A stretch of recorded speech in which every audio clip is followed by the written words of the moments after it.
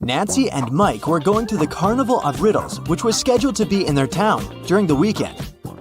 It was a very popular carnival that was traveling the country, and everybody was so excited. So, when they arrived, they saw a very long line, and it seemed like they had to wait for many hours to be able to get in. But the ticket salesman left his booth and walked in front of the crowd. He said that he was going to give a riddle to everyone. Since this was the Carnival of Riddles, those who could answer correctly would be able to get inside earlier than others. The riddle was this: I am the beginning of eternity. I am the end of time and space. I am the start of every end. I am the end of every place. What am I?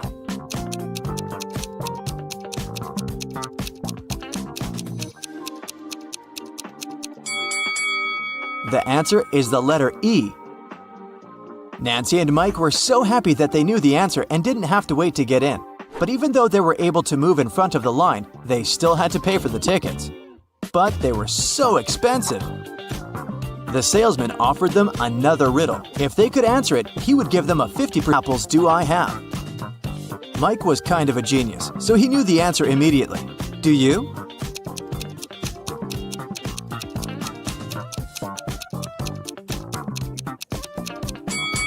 The answer is 23. Nancy and Mike were glad to have been able to save some cash to buy snacks. Nancy wanted to get something sweet for herself and her brother, so they went to the candy booth. They had 3 options to choose from. They could either buy cotton candy, candy cane, or a candy apple. Which one should they pick?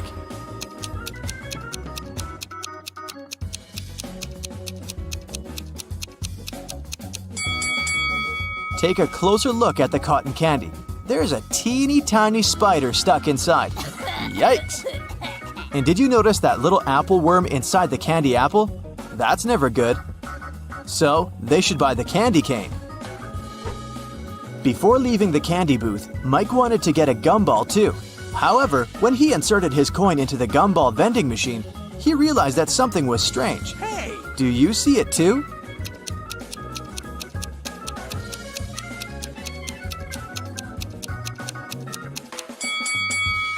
Look inside the machine carefully. Not everything in there is a gumball. This and that are eggs. How weird is that? Hey! After eating their candy, they came upon a tent with a sign that said, "Enter if you want to see real magic." They were intrigued, so they decided to walk in. There were 3 different magicians. The first was holding cards in his hands. Then he made them disappear. The second one also had cards, but he was making them levitate. And the third one put a pen through a card, but the card was unharmed after. Only one of them was capable of real magic, and the others were just doing tricks. Can you tell who?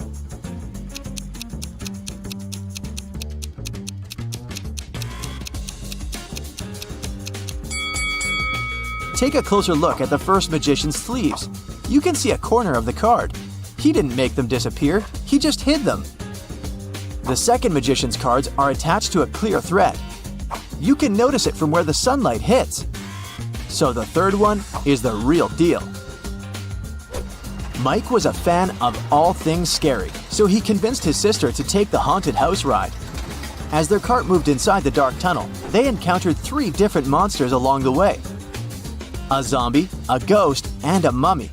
Little did they know that one of them was a real monster. Can you tell which one?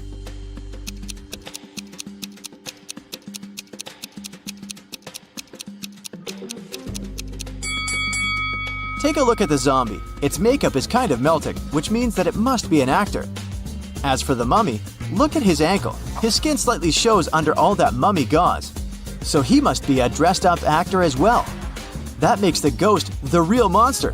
So creepy. Nancy didn't enjoy the haunted house ride. She wanted her next ride to be something relaxing, so she chose the carousel. Mike decided to skip this one to explore the carnival more. They agreed to meet later. When Nancy arrived at the carousel, she saw that all the horse seats were taken, except 3. But only one of them looked safe to sit on. Which one is that?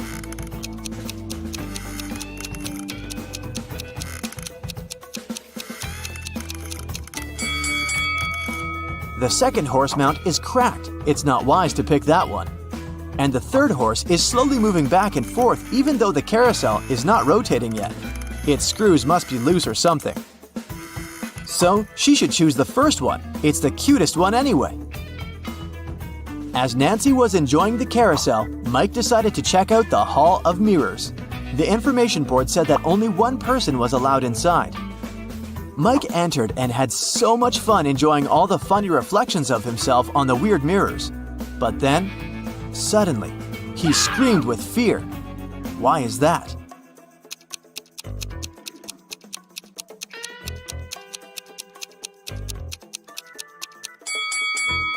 Take a closer look at the mirror reflections. One of them doesn't belong to Mike, so he is apparently not the only one inside, even though the sign said he would be. Mike was so scared of the unexpected reflection. He ran out of the Hall of Mirrors immediately, but as he did, he tripped on a stone and twisted his ankle. So he decided to visit the first aid tent to get some ice.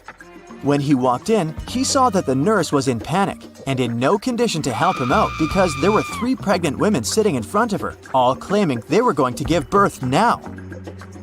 However, Mike noticed that one of them was lying and faking her pregnancy. Can you tell who?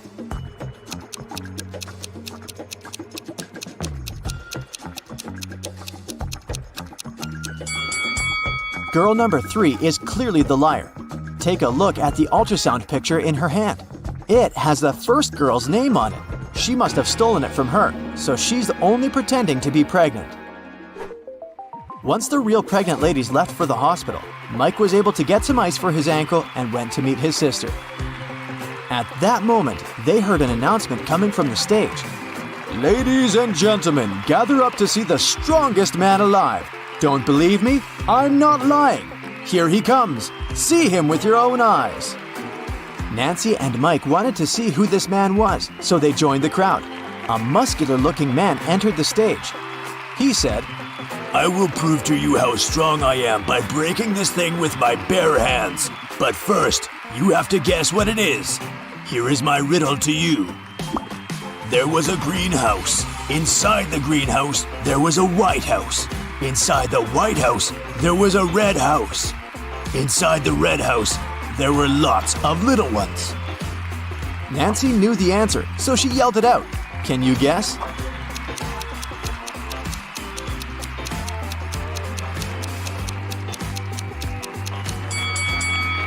It's a watermelon, and the strongman was able to break it with his bare hands indeed.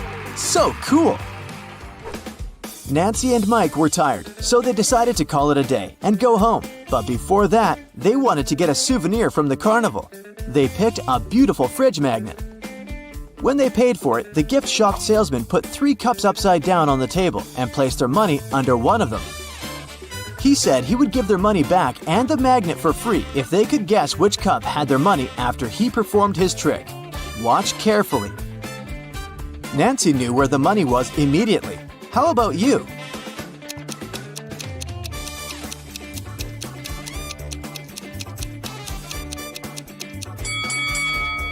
It's here. You thought it was under this one, right? Watch it in slow motion again. Do you see the salesman putting the money under that one with a quick hand movement?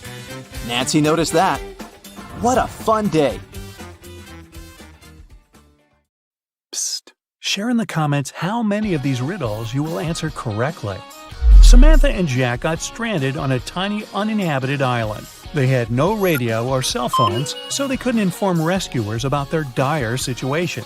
There were no trees on the island, so they couldn't make a smoke signal, and all around them was just sand and rocks. Suddenly, Samantha noticed a plane circling the sky in search of them. Unfortunately, it was flying too high, and the pilot couldn't see them. That's when she got a bright idea. Soon after, the plane picked them up. What was Samantha's idea?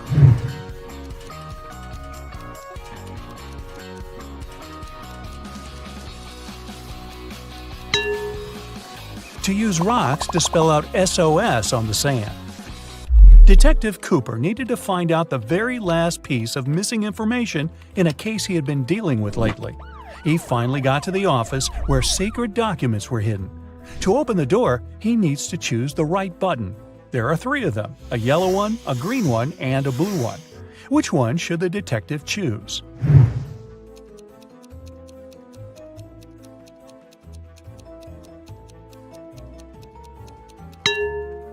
The detective needs to choose the blue button. It's pretty worn out, so it must have been used many times. Plus, there's a small note with a warning. The green button is for an emergency, and the yellow one shuts all the doors and turns off the lights in the whole building. Wow, I want one of those. One day, Amanda thought her boyfriend Eric had a secret from her. To find out what it was, she needed access to his laptop. She had no idea what the password was, but luckily, there was a post-it note right on his desk. However, she needed to decipher the pass. Apple, man, dawn. Can you crack this code?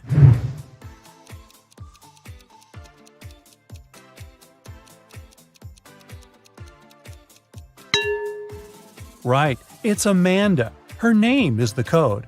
By the way, the secret he was hiding was the birthday present Eric had been choosing for her. Well, that's what you get for snooping.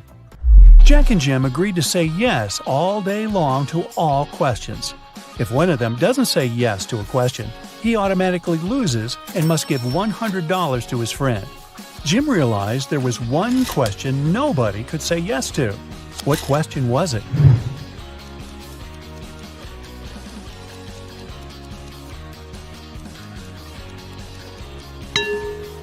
Jim realized nobody could say yes to the "Are you asleep?" question.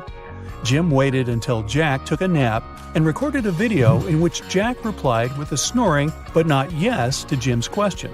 Seems like a cheap shot. Jason is a shop assistant in a department store. At the moment, there are 3 people in a fitting room he's assisting. Jessica, the girl, is wearing a green dress.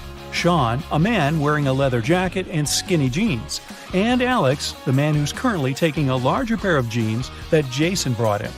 One of the clients is an alien. Jason has to figure out who it is.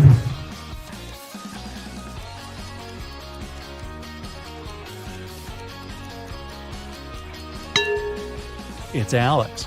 Take a closer look at his feet. Only a reptile or an alien could have such feet. Julian needed to find a very important document he'd lost. He looked through all the papers and finally found something that looked like the document he actually needed. However, a couple of seconds later, he realized there were 4 copies of this document looking precisely the same, or not. Can you guess which one is the real document?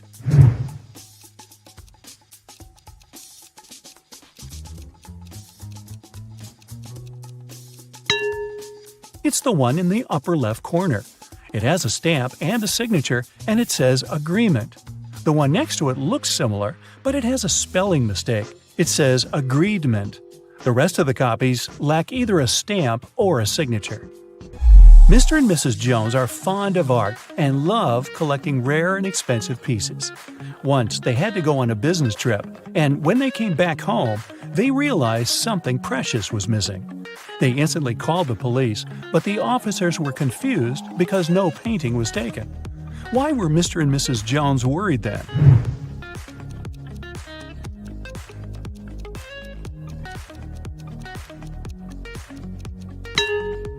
A frame was missing. In fact, it cost much more than many art pieces, as it was encrusted with gems. Mary was walking in the woods and suddenly saw a really fancy castle. It was getting late, and she thought she might ask for a stay there overnight. It was a wicked troll's castle, and he really didn't like intruders. Mary was captured and locked in a dark room with 2 guards. Still, the troll gave her a chance to break free. There are 2 doors in the room. One door leads to freedom, and the other is locked. The guards know which door will set Mary free. One of the guards always tells the truth, while the other always lies, and Mary doesn't know who it is.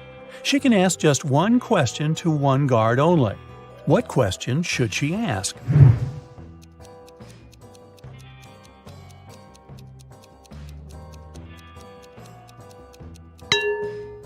If Mary says, "If I ask your colleague to show me the way to freedom, what door will it be?" No matter what the guard replies, they will point at the locked door. The one that lies will show the wrong door, And the one that doesn't lie will show the wrong door too, since it would be chosen by the one who lies. This way, Mary knows the wrong door and she needs to select the other one. One man went to his friend's party and told his wife he'd be back before sunrise. He shaved and left home. He returned, as promised, before sunrise, but he was sporting a long, thick beard. How come?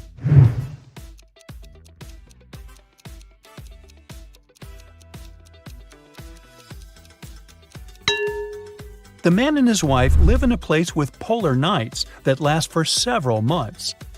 Anthony, the financial director of a big company, finally persuaded new partners to sign a super important agreement. He then put this document into a folder and left it on the table in his office. When he arrived at work the following day, the folder was gone. Anthony gathered all the employees in the office at the time and questioned them. The cleaning lady said she had been busy washing the floor and hadn't paid attention to anything around. The designer explained that he hadn't left his working place even once. What's more, being an artist, he didn't have any interest in agreement documents. The accountant admitted that he had entered Anthony's office to have some documents signed, but once he noticed there was no one inside, he immediately left. Who took the folder with the agreement?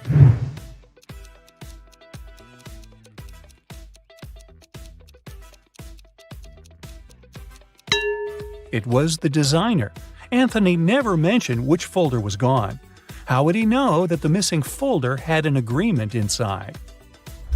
Eric wears either only black or only white socks. One morning, he was in a hurry to get ready for an important meeting. Suddenly, the power goes out.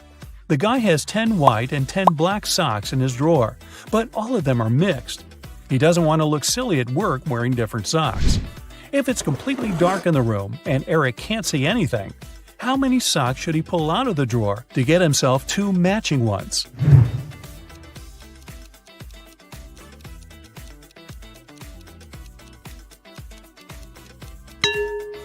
Three socks are more than enough.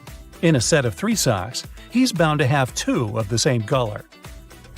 Jane told her boss someone had taken the documents she had prepared for the meeting. She added that she had noticed someone come in wearing a smart suit, gloves, and a black mask. This person also had 3 rings on their fingers.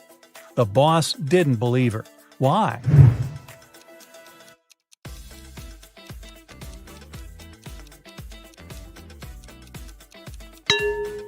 She said the person was wearing gloves. Then how did she see 3 rings on their fingers? Jane must have simply forgotten to print those documents out. On a nice warm day, Vivian, who lived in a town on the seashore, decided to go for a hike alone. But after hours of trekking, she ended up in a section of the forest she wasn't familiar with. Before her, there were 3 paths. One path had bare footprints leading away. Another had human footprints. And the third one was right by the river. Which one should Vivian take to find her way?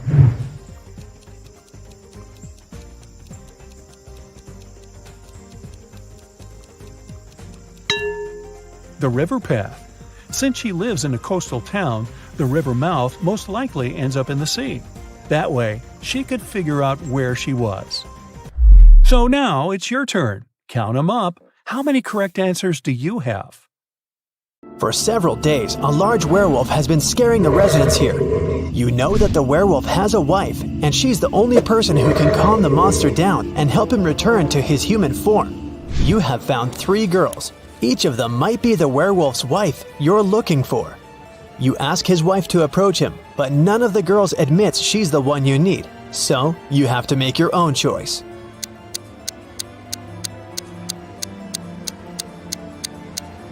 Do you see some wool on the girl's clothes? It's the wolf's fur, which means she's the wife. She walks up to the monster, hugs it, and the werewolf turns into a human. You're hungry.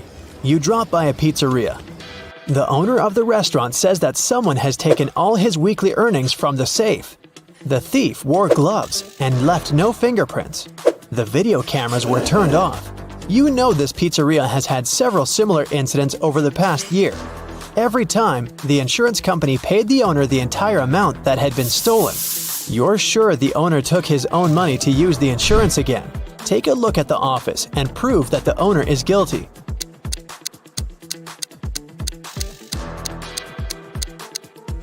Look at the air vent. Behind the grated hatch, you can see the bundles of the stolen money you've been looking for. Suddenly, someone shoved Stacy into the water. Down in the Sea Kingdom, Stacy met Neptune. He was sitting on his throne, surrounded by 3 mermaids. Neptune asked Stacy to return the pearl necklace to his wife. She had recently lost it, and Luke found the necklace on the shore. Can you guess which mermaid is Neptune's wife?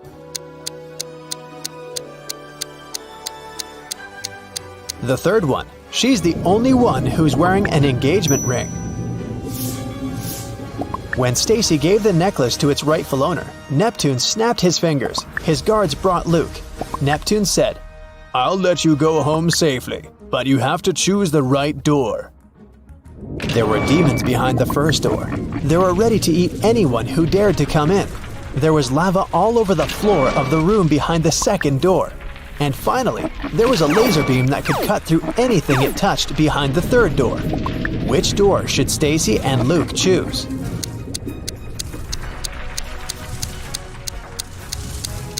The third one. They can crawl under the beam without touching it. You were in a hurry and forgot to lock the apartment door while leaving. Someone got in and locked the door from the inside, and you had to use the key to open it. You see a human silhouette standing in the shadows and realize that you know this person. Who is it?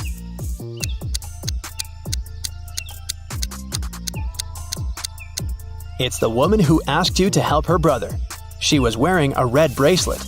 The silhouette has the same accessory. "I came here to thank you in person. The door was open, but you weren't at home," the woman says. A mysterious biologist invites you to his home for dinner. He takes you down to the basement and puts 3 plates of weird items on the table. One has wild mushrooms with white gills. The second is filled with castor beans. The third has some fish brains. Which one is safe to eat?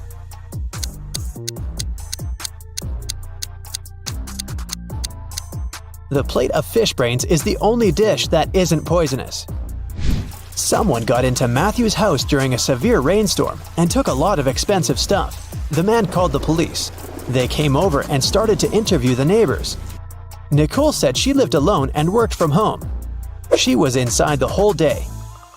Jerry explained he was a chef in an Italian restaurant. He came back from work only half an hour ago. Sophia told the police she hadn't left home because she was ill. Who was the intruder?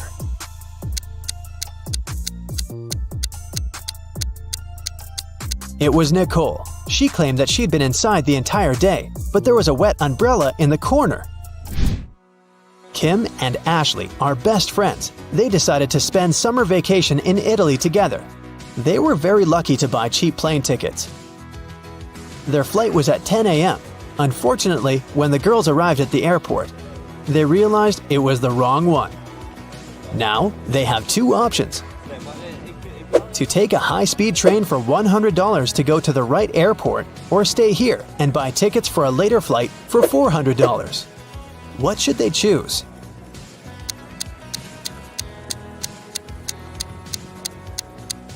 The second option. Look at the clock on the wall. It's 9:55 a.m. The boarding for their flight is already over. They won't make it even if they take a high-speed train. Kim and Ashley bought new tickets. They went to the airport restaurant to drink coffee. But one weird detail scared Kim away. She suggested they should leave that place as soon as possible. What did Kim see?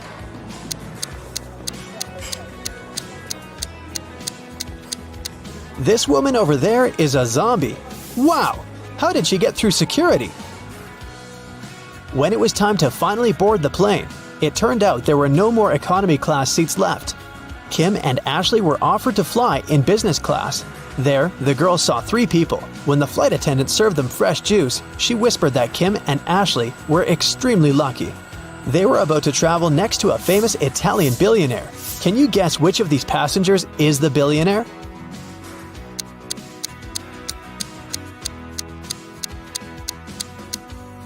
This glamorous lady is a good candidate, but it's very unlikely a billionaire will wear a 100% polyester coat.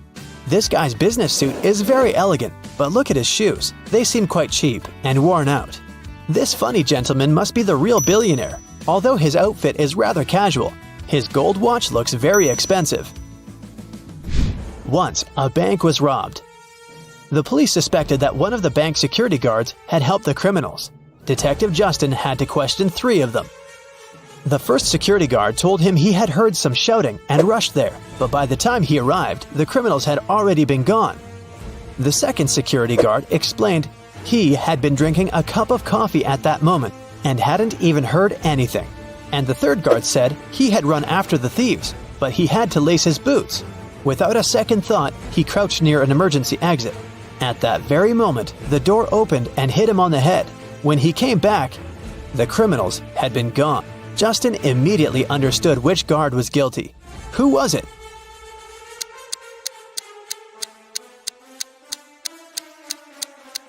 It was the third guard. All emergency doors open outwards for safety reasons. The police have been looking for Kyle for 2 days. The guy went hiking and never came back. Finally, he was found.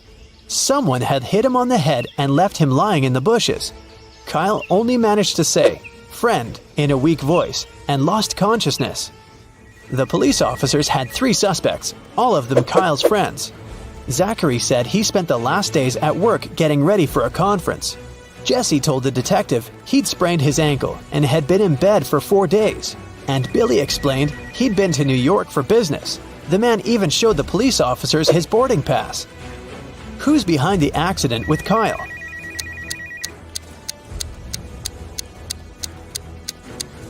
Police immediately noticed that Billy had showed just 1 boarding pass. Then how did he get back from New York? His story sounds fishy. Uh-oh. Tommy was exploring old caves outside the city when he got trapped in a mysterious dungeon. There were 3 ways out, but only one of them was safe. Behind the first door, a fire was raging. Behind the second door, there was acid rain which could melt any substance within seconds. Behind the third door, there was a huge brown bear that hadn't eaten for 2 years. Which way should Tommy choose?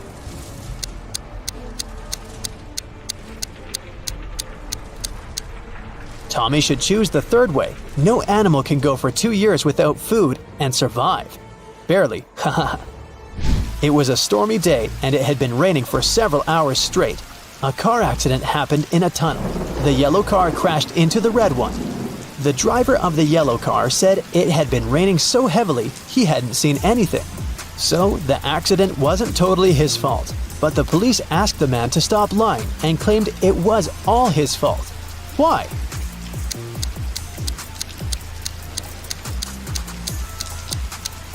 The accident happened in the tunnel. It couldn't be raining there. Mrs. Cabell is the owner of a small company producing expensive designer cups. On Friday, when the working week was finally over, she got a call from her bank. The woman found out that someone had stolen all the money she had saved. Mrs. Cabell realized it must have been one of her workers. So she asked each of them what they had been doing that day. Sloan, a sales manager, said she'd been talking to their clients and looking for new ones. Atticus, a potter, said that he always made 1 cup a day, and he showed all the cups he had done that week. Sierra, a designer, said that she'd been working, but also admitted she hadn't really been productive that day because of some family issues. Who lied?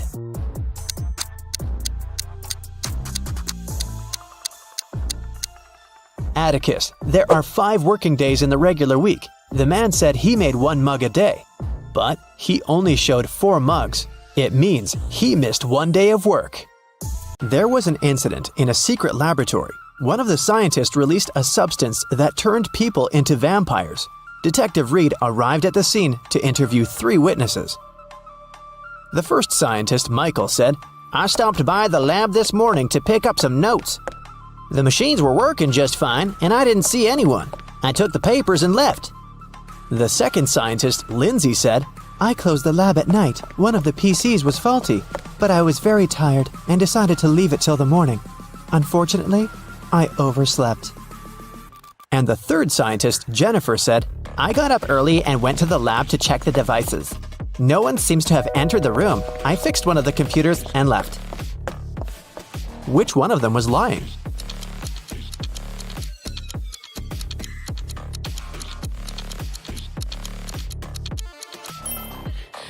Michael is lying. One of the computers was actually faulty, and Jennifer spent the whole morning fixing it. If Michael had walked into the lab, he would have known about it, or Jennifer would have noticed him. So he must have entered the lab after the others had already left. But why would someone release such a dangerous substance? Michael didn't want to confess, so Detective Reed decided to investigate the crime scene to find out who was behind this. Take a look at this picture. Is there anything suspicious?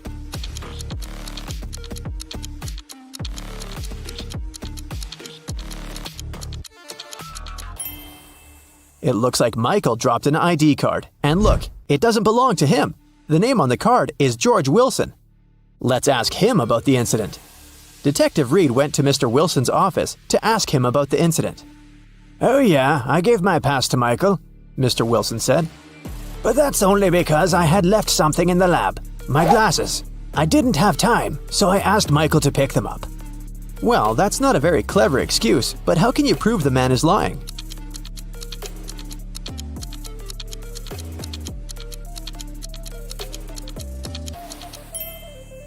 There's an open glasses case on the table, and the glasses are inside.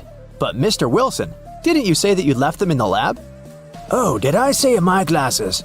Sorry, I meant my papers. I made this mistake because I asked my secretary Shirley to look for my glasses yesterday." Find something to prove Mr. Wilson is lying.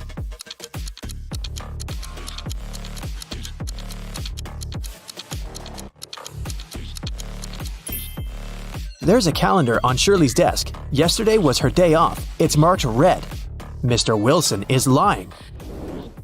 Mr. Wilson was arrested, but people have already begun to turn into vampires. Can you guess who's actually a vampire?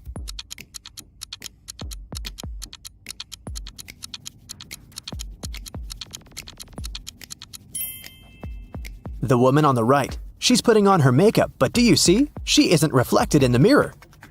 Meanwhile, those who haven't turned into vampires gather everything they might need to survive. Which of these people is more likely to stay alive?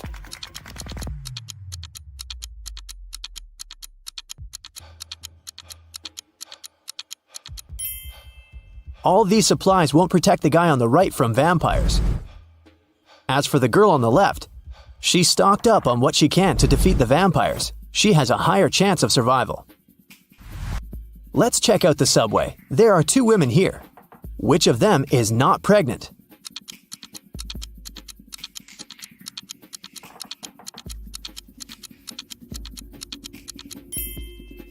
The girl on the left is not pregnant. Look, her belly is of a very strange shape.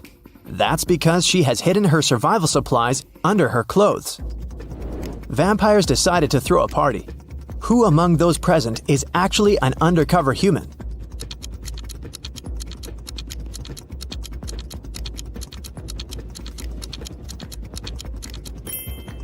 The guy on the left is a human. He's wearing makeup and false teeth. Nikki is also trying to survive. She packs her things and decided to move to a neighboring town. But suddenly, a vampire charged at her car. He damages the vehicle and takes away some supplies. Fortunately, he doesn't manage to bite Nikki. She escapes. Nikki has to stay home. The next day, a young man knocks on her door and asks for help. Is it okay to let him in?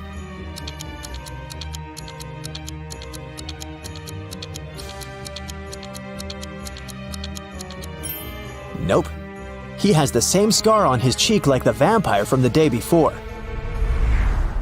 Nikki continues to hide at home. One day, some girl starts knocking on her back door. "Please help! A pack of vampires is chasing me!" Nikki opens the door. The girl is out of breath, but she manages to say, "They're almost here. Can I come in?" Is it safe to let her in?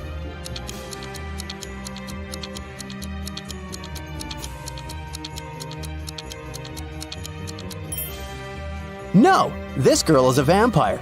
Anyone in this situation would immediately run inside the house, but vampires can't come in without an invitation. Nikki was checking her house and suddenly noticed that there was someone in the attic. She approached the shadows. It was a father and daughter. "Please don't kick us out." Sorry, we snuck in without permission. We've been trying to hide from the vampires. The father said. Is it safe to let them stay?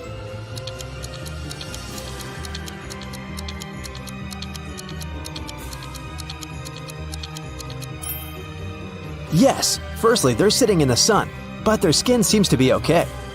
Secondly, they managed to enter the house without an invitation. That means they're humans. Nikki let them stay. Let's take a little break. Time for some quick riddles. Think fast. A vampire lived in a one-story black cottage. He had a black cat, a black fish, a black computer, a black armchair, a black desk, and a black phone. Everything was black. What color was the staircase?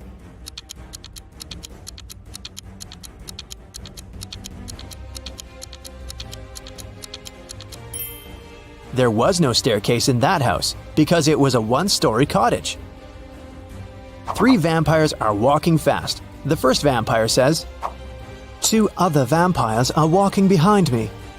The second one says, 1 vampire is walking behind me, and 1 is walking in front of me. And the third one says, 2 vampires are walking in front of me, and 2 are walking behind me. How is that possible?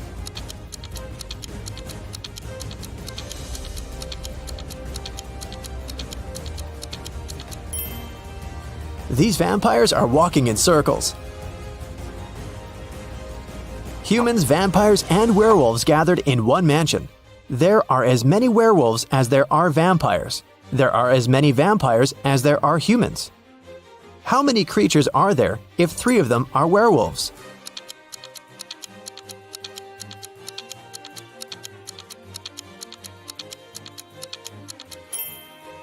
There are 9 creatures in the mansion, 3 werewolves, 3 vampires, and 3 humans. Now let's go back to Nikki and her adventures. Nikki, Peter, and his daughter Becky decided to go to another town together. It takes 2 days to get there. They drove all day until night fell. Now they have 3 options. First, they can continue driving until the morning, despite the fact that they may meet a lot of vampires along the way. Second, they can spend the night in the nearest cave with bats. And third, they can sleep in the car. Which option would be the safest for them?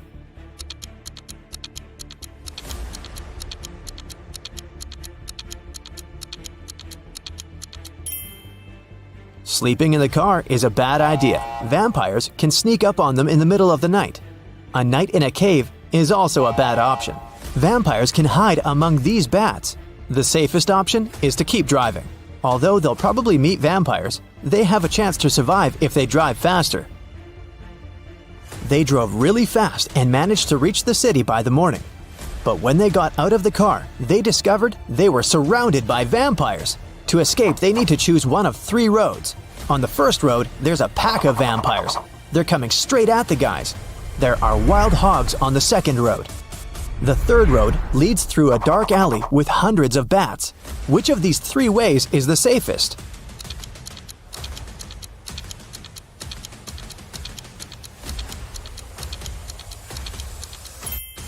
The second way is the best option because the sun illuminates it, so vampires can't follow Nikki and her new friends.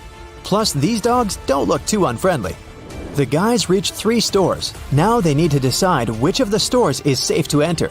Nikki, Peter, and Becky look through the windows to see what's inside. The first store is empty, but it seems to be full of traps. The second store is full of survivors, but they look dangerous. And the third store seems empty as well, but it's completely dark there, and you can't see anything except for dozens of bats. Where should Nikki lead her friends?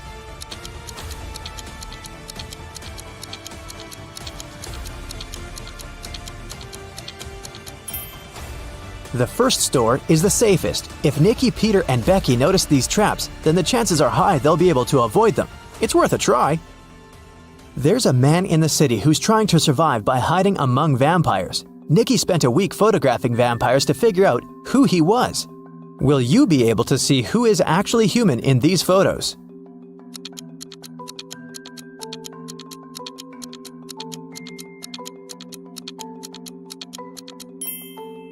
You can see this man has all 4 photos. In one of the photos, he's eating garlic bread. And in this one, his leg is exposed to the sun. He's only pretending to be a vampire. Nikki and the others decided to invite this man to join their group. The man was delighted and said that his name was Douglas. He was a journalist looking for safe places for people.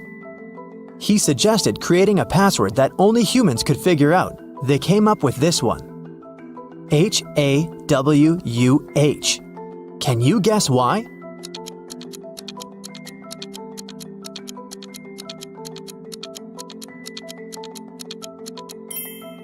If you look at the reflection of this word in the mirror, you will see Huwan, or Huwan. Flip the letter W and you get the word human. But only those who get reflected in the mirror will be able to solve this puzzle. Nikki and her friends settle down in this town. Can you guess which of these houses belongs to Nikki, in which Peter and Becky live, and in which Douglas has chosen?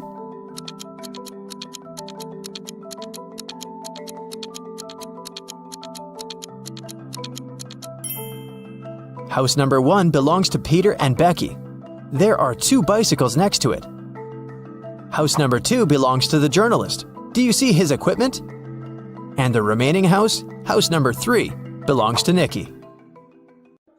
You're a secret agent undercover. Today, you're going to visit a small town on a difficult mission. You need to download all the data from computers located on the 60th floor. If everything goes well, you'll get a promotion. Be careful not to make a mistake. The town's on a remote island. Your boss gives you a city map with the target marked on it. You suit up in ordinary clothes, take a flash drive, a flashlight, a lighter, a phone, and a flare. You reach the island in a small boat. You get out on the shore and you see 3 roads marked by signs. There are skyscrapers in the first sign. A hut is in the second one. The third sign has trees in it.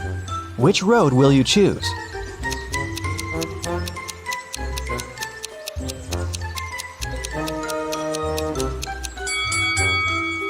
You need the data stored on the 60th floor. That's why you chose the first road. It leads to skyscrapers. First, you pass through a dense forest and come to a river shore. The town is on the other side. You can't cross the river because of the strong current. Besides, you don't know how deep it is. You see a ruined bridge on your left. There's an old boat on your right, but it's unlikely to help. What will you do? You can't go back.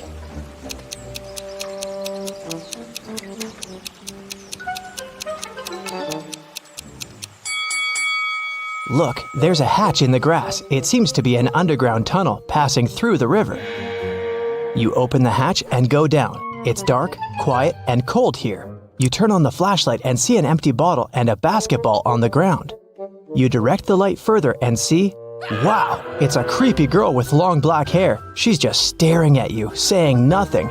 You're scared, but you're not gonna run. This girl is not real. But how did you know that?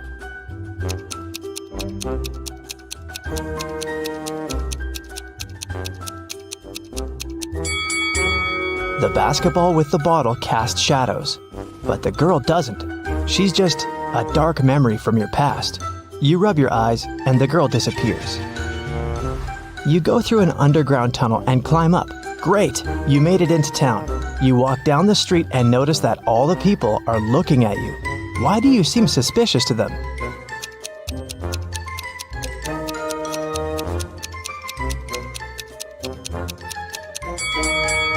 You've just come out of an underground tunnel. Your clothes and face are pretty dirty, so you're gonna stand out a bit. Everything is fine. You continue your mission. According to the map, you have to pass 2 more blocks to get to the building. Many people are rushing to work. You see a diner on the corner, a library, a school. Here's a big supermarket. But something is wrong here. Can you tell what it is?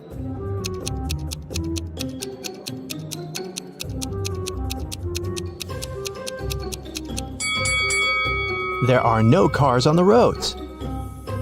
You're approaching the skyscraper. You try to open the door, but it's closed. Take a look around and decide how to get inside. You have 3 options: a fire escape, a hatch, and find out yourself.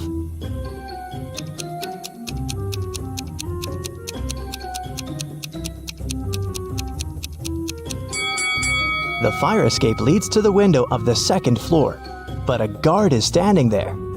You can use the hatch, but see the steam coming out of it? It's boiling inside. So what about a tire iron? You can use it to break the lock. You're inside. It's very dark here. You turn on the flashlight, but it breaks down. What will you do to light your way? A flame from your lighter isn't enough.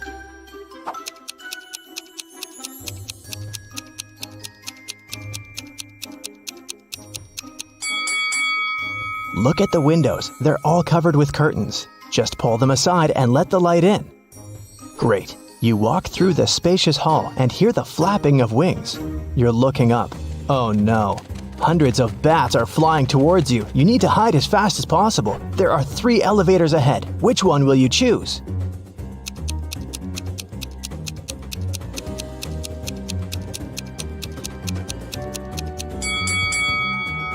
The first elevator is on the 25th floor. It will take too long to get down here. The number 0 is above the second elevator. The third elevator doesn't show any numbers, so it doesn't work. So, the second elevator it is. You press the button of the second elevator and quickly go inside. You push 60 and lift up. The elevator gets stuck on the 35th floor. The lights turn off. You open the hatch and climb onto the roof. You see 2 other elevators coming up to you from below. Which one will you jump in? There's a fire in the first elevator. The second one fills with water. What will you choose to survive?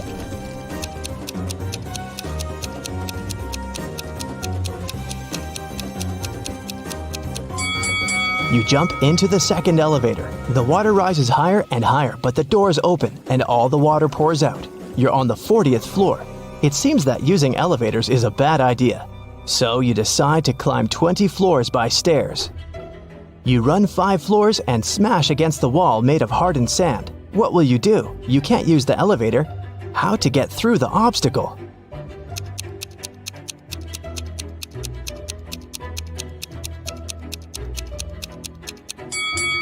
See the flashing fire safety sensor? Use your lighter to activate it.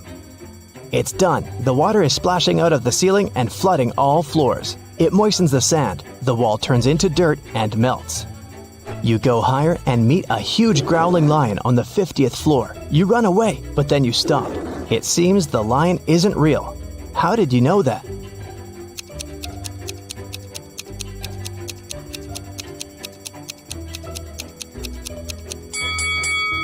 There was a fire alarm. The lion should be wet, but it looks perfectly dry. You come back and see a small box attached to the ceiling. A hologram beam emanates from it. 55 is written on the wall. You have 5 floors left. You're almost there. You're tired and sweating. You sit down on the steps to rest and fall asleep. You open your eyes a couple of hours later, get up and realize you're on the ground floor. The number 1 is on the wall. You look down over the railing and see dozens of stair flights. Then you look up and see the same. How is this possible?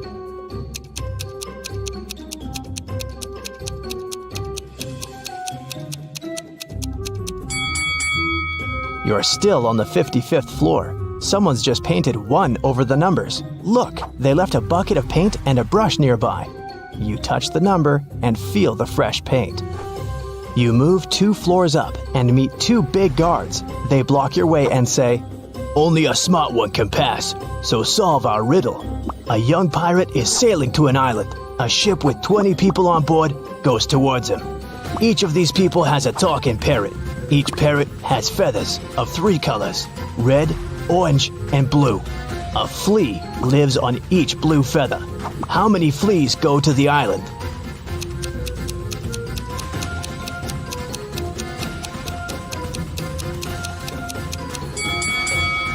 None. The pirate is sailing towards the island and the ship approaches him. So it's going the opposite way. The guards scratch their heads and let you pass. You move another 2 floors up and notice no numbers on the walls. How many floors do you still have to go?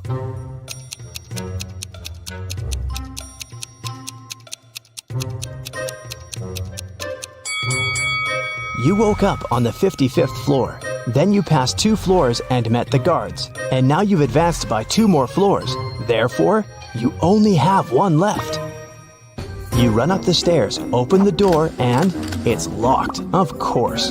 You're almost there. What will you do?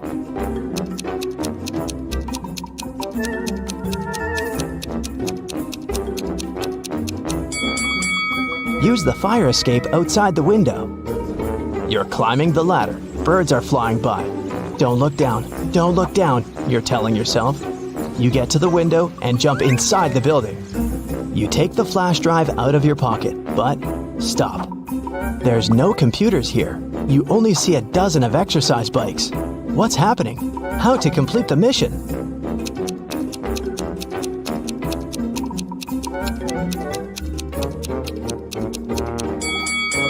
You've climbed the fire escape to the 61st floor. You need to go down one floor. The door heading downstairs is locked. There are no elevators here. You walk between exercise bikes and touch one of them with your hand.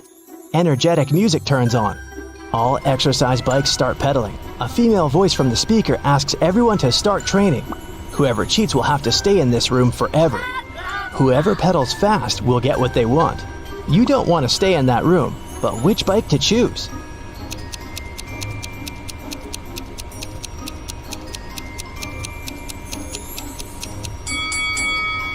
There's only one bike that doesn't pedal itself. It's on the other end of the room.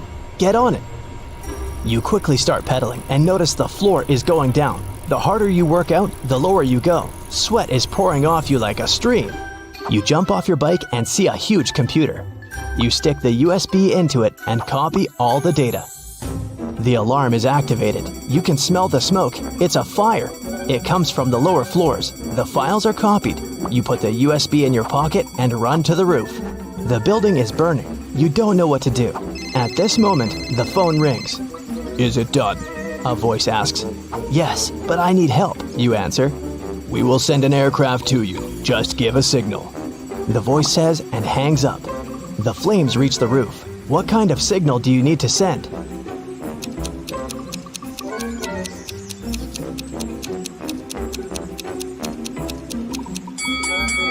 You have a flare, remember? You release the signal rocket in the sky. A few seconds later, a plane appears. It throws a ladder down to you. You jump on it and fly away. Mission complete. You're the headmaster of a fun sciences school. Today is the final day of the semester. You have to handle all upcoming problems and make sure all the students will pass the difficult exams. All teachers except for the professor of memology are waiting in their classrooms. You walk through the school corridors, greet the students, and go to your office. You have a separate drawer where you put all the keys to all the school doors. You throw the office key there, sit down at the table, and notice that some documents have disappeared. Someone has stolen the answers to a video games test. But how did they get into your office? The door and windows were closed.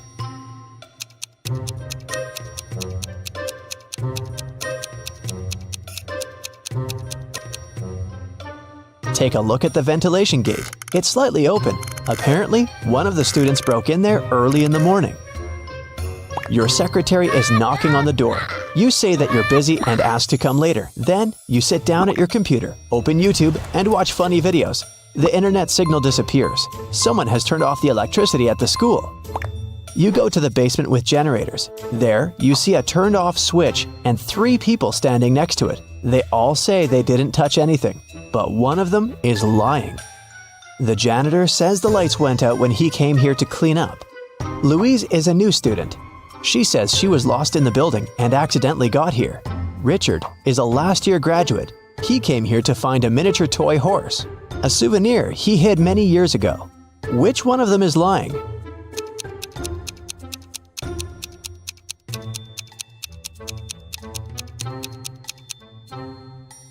The janitor has a bucket and mop, so he's not lying. You see a horse in the corner of the room, so Richard is telling the truth.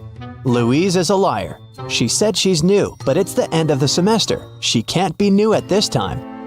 You're the headmaster, and you would know in advance if there was a new student at your school.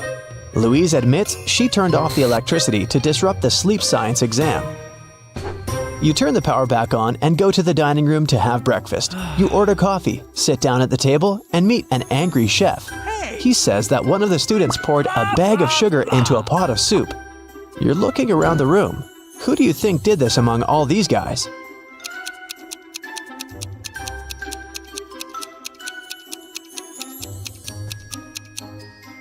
They all have deep plates with soup and spoons, but this guy has a plate with a fork.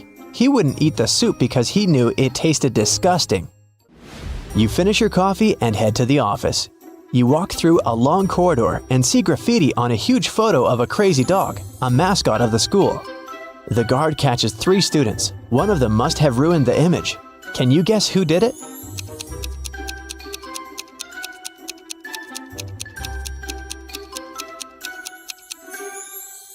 Here's a guy hiding his hands. Indeed, there are traces of paint on them.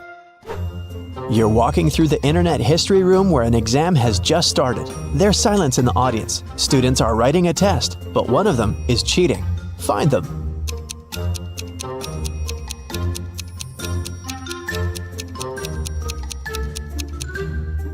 Look at this girl. A wire stretches from her sleeve to her ear. Someone is giving her the right answers through her headphones, and that guy is looking at the answers written on his leg. Someone activates the alarm. All students run out of the school. You make sure that everyone is outside. You head to the exit and notice there is no flame anywhere. You can't even smell the smoke. Someone turned on the alarm to disrupt the exams. You catch 3 students. One of them is guilty. But who? Alex says he was in the toilet when the panic started. Amanda was taking a meme test. Luke was sleeping in the dining room. Which one of them is lying?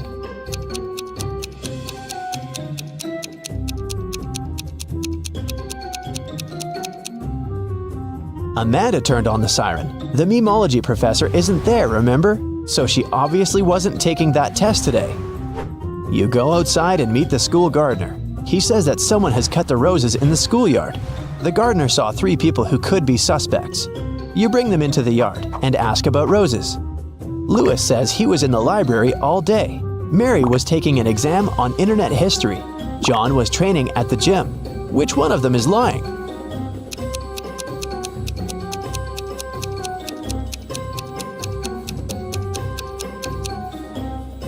Look at Lewis. His sleeves are torn. Roses have thorns. He probably damaged the shirt when he was cutting the flowers off. You pass by the dining room and hear some strange noises. Someone is obviously tired and breathing heavily. You look inside and see 2 guys at the table. They're arm wrestling. One of them looks angry and aggressive. He's shaking his hand and trying his best. The other is calm. Who do you think will win?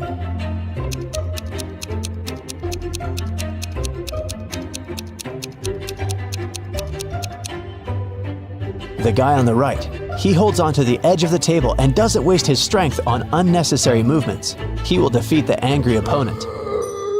You enter the trends room. You heard a lot about this subject and a young teacher who has a unique approach to the science of popularity. She tells you that she has asked all her students to create a new profile in the social network for their pets at the beginning of the semester. Now, all the students must show the number of subscribers and likes. The one who has the most popular profile will get a high score on the exam. Students show photos of their pets: mini pig, hamster, cat, goldfish, chameleon, dog, goose, hamster, raccoon. All the photos are pretty popular, but 2 of them are fake. Which ones?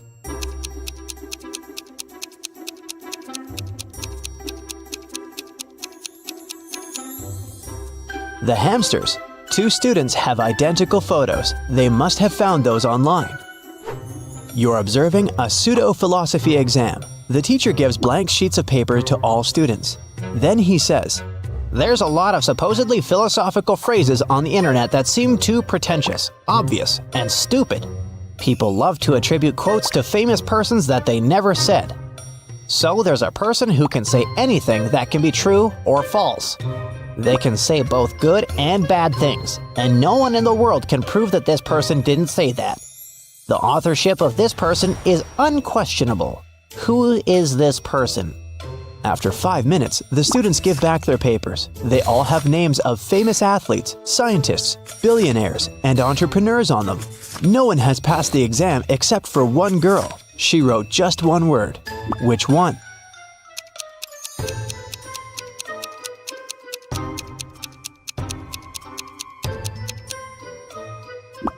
Anonymous. You walk around the school and hear someone screaming. Several students are running away from the biology classroom. They say a poisonous snake has escaped from the terrarium, and now it's crawling in the room. It's too dangerous to have lessons here. You call the rescuers, but to catch the snake, you need to find it. Look around carefully and find the reptile.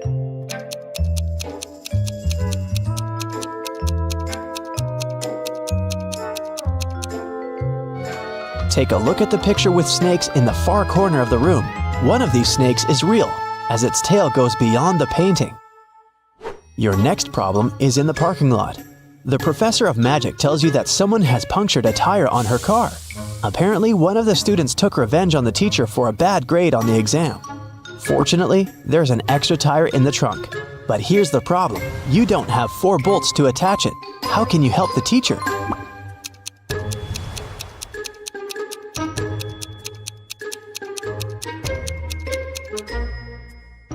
Unscrew 1 bolt from the other 3 wheels and attach them to the new one. Each of the 3 wheels has 3 bolts now. That's enough to get to the nearest car service. You come to your office to take a nap, but hear a sudden cracking noise. You find pieces of glass in the yard. Someone has broken a window on the 3rd floor with a stone. You need to figure out who did this among 3 suspects: a cook, a gardener, and a student. The cook says he was in the kitchen making burgers. The gardener claims that he was watering the roses in the garden. The student says he was sitting in the library at the time. Which one of them is lying?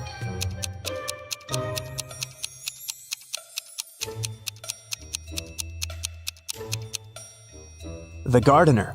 One of the students has cut those roses, remember? So the gardener didn't have any roses to water. Finally, the day is coming to an end. All students have passed their exams and are going home. You walk through a long corridor and hear a knock. Several people are stuck in the gym and can't get out. They've lost their keys, and the door only opens from the outside. You need to help them, but where can you find the keys?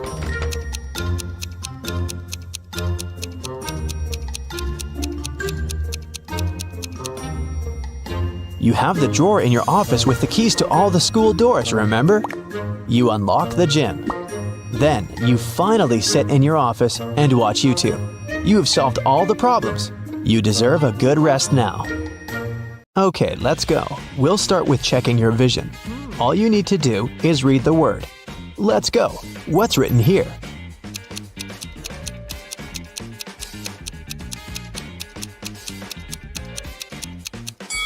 It says vampire. Next one. Can you read it?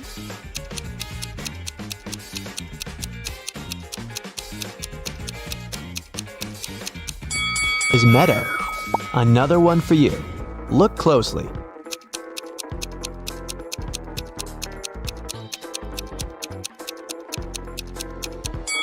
Right. It says snowflake. Next one's up. Are your eyes sharp enough to read it?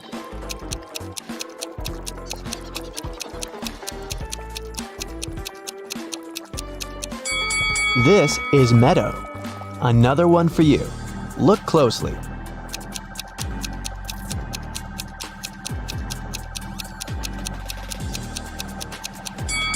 Yeah, that's waterfall.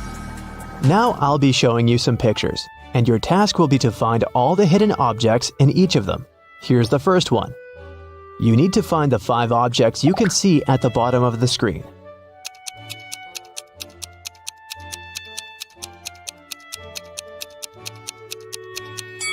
Okay, here's where they are. Did you manage to find all of them? One more for you. Concentrate, and keep in mind, you can pause the video if you need it.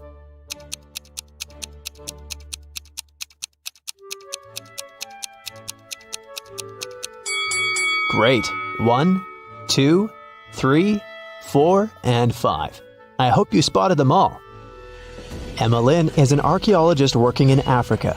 She has accidentally gotten stuck in a cave, and there are just 3 ways out. Her map shows that if she goes left, she'll come to a pond that pulls everything in. If she goes straight ahead, she'll run into dangerous dinosaurs that eat everything they see. If she goes right, she'll find herself very close to an erupting volcano. Which way is safe?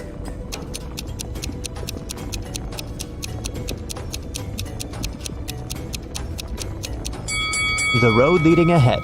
Dinosaurs went extinct millions of years ago. It was Dana's birthday, and her best friends had prepared a gift for her. But first, the girl had to find it. They gave her a note with a hint. Do you know how Dana can read it?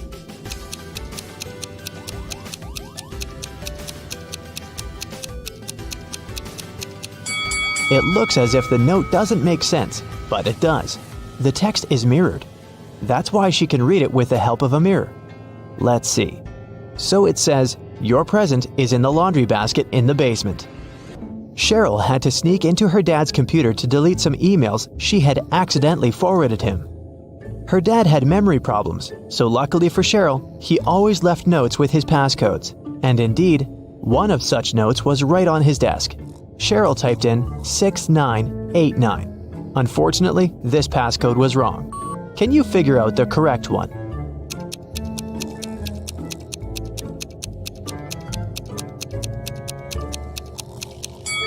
The note was simply turned upside down. Cheryl should try 6869.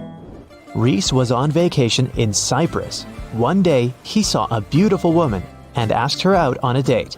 The woman said that she would go out with him, but only if he guessed her name. He said it was impossible, and she gave him a hint. The capital of Spain, the capital of Austria, the capital of Romania, and the capital of Australia. Can you help Reese figure out what the woman's name is?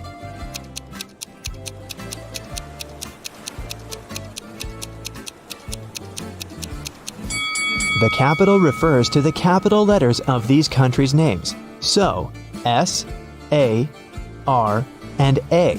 The woman's name must be Sarah. Yvonne has 4 frogs: Dot, Hoppy, Yoda, and Aristotle. One of them is black and green, and 3 of them are black and blue.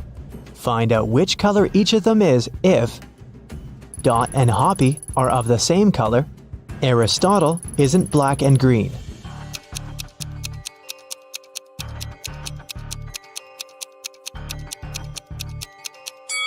If Dot and Hoppy are of the same color, then they must both be black and blue, since there's only one black and one green frog. If Aristotle isn't black and green, then it's black and blue too. So Yoda is black and green. Honor and Alea are identical twins. After they were born, Honor had her birthday 22 times, but Alea only had her birthday 5 times. How is it possible?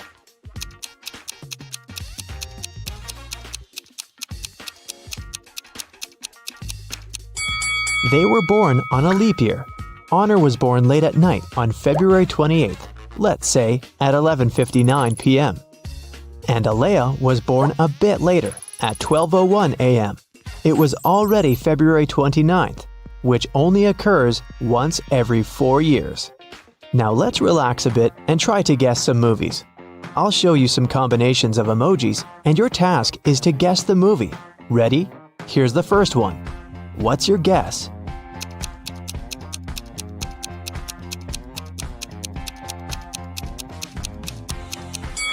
Of course, it's everyone's favorite, Edward Scissorhands. Okay, here's the next one. You must know it.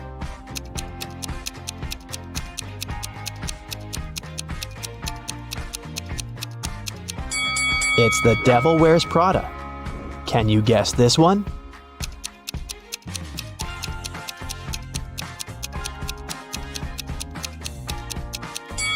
It's $1 Million Baby. Moving on. You just can't get it wrong.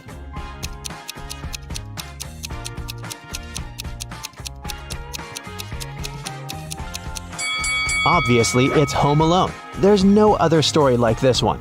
Can you guess this movie?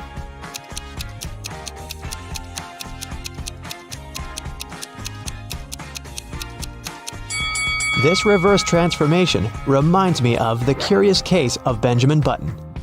I have a couple more for you. I love this movie. Do you know it?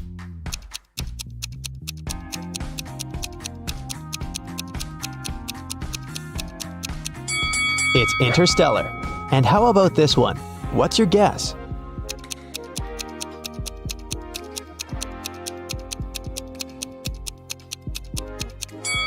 This one is I Am Legend. In the afternoon, Detective Callum went to a little restaurant for lunch. He was waiting for his order. He overheard a waiter and a client arguing. The waiter claimed that the woman had ordered a special breakfast set and was now refusing to pay. The woman said she'd only ordered a coffee. Detective Callum knew who was lying. Do you?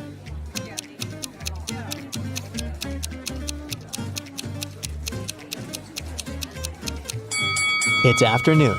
No one serves breakfast specials at this time, so the waiter was lying. Miss Vidges called the police and reported that someone had broken into her house, tied her up, and robbed her. When police officers arrived, the house was a mess, and the woman was indeed tied to a chair. Still, the officers didn't believe that it was a real robbery. Why?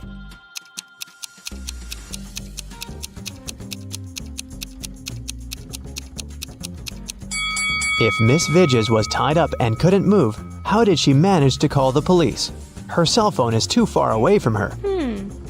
An elderly man had poor vision. He lived with his son, Mark, because he needed assistance. One day, the man was resting in his armchair while his son was preparing dinner. Suddenly, Mark heard glass shatter. He ran into the room and asked what had happened. The window was broken. His father told him that some dark-eyed, dark-haired young guy had thrown a stone into the window and then had run away. Mark didn't believe his father. Why?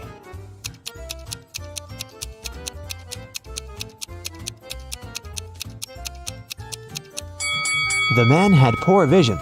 He couldn't see the boy, and of course, he couldn't figure out the color of his hair and eyes. Miss Nebula Hayes left for vacation.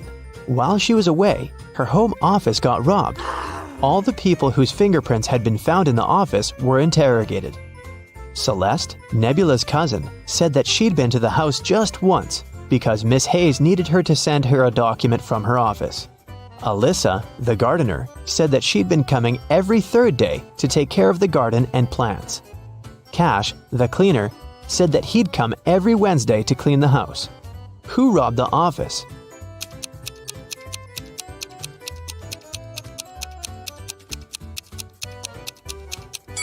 It was the gardener.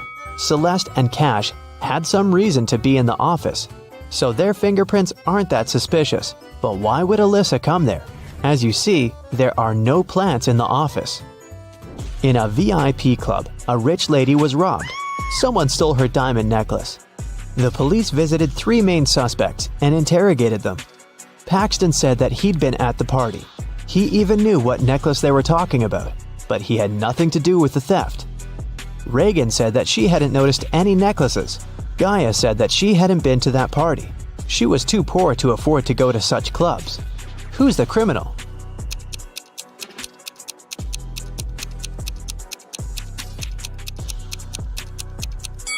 It must be Gaia. She said that she was poor, but look at her huge house and her fancy car. How can she afford all this if she's poor? Let's take a little break and check how attentive you are. Look, here's a ball and 3 cups. I'll put the ball here, in this cup in the middle. Your task is to watch the cups and then tell me where the ball is. Ready? Go! So where is the ball?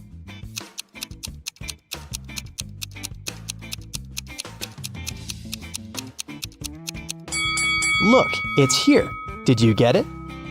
Okay, let's try this one. Now I have 4 cups, and I'll be moving faster. I put the ball right here. Watch it closely. So where do you think it is?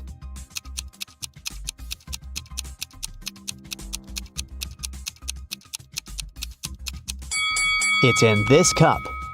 Let's make it super hard and see if you can get it now. 5 cups, and I'll move them even faster than before. Ready? So where's the ball?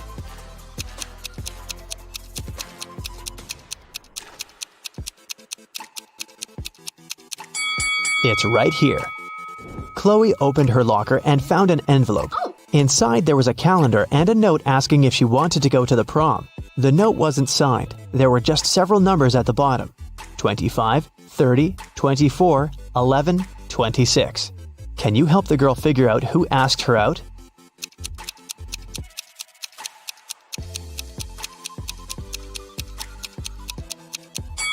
The calendar is the key. You have to find all the numbers in the calendar, and the first letters of the respective months will make up the name. So, 25 is circled in June, so it's a J. Number 30 is circled in April, so it's an A. 24 is in September, it's an S. 11 is in October, so we've got an O. And 26 is in November, N. The guy's name must be Jason. Hopefully Chloe knows him. Annika was poisoned, and Detective Callum was on the case. One of the main suspects was Marcus Jones, Annika's sister's boyfriend, because someone had seen them together. Good afternoon, Mr. Jones. I'm sorry to tell you this, but your girlfriend's sister was poisoned. Do you know anything about it? By the way, do you have any photos of her? Marcus said, Oh, poor Annika. She's such a good girl. Yes, I have pictures of my girlfriend and her sisters. Here it is. The detective looked at the photo and arrested Marcus. Why?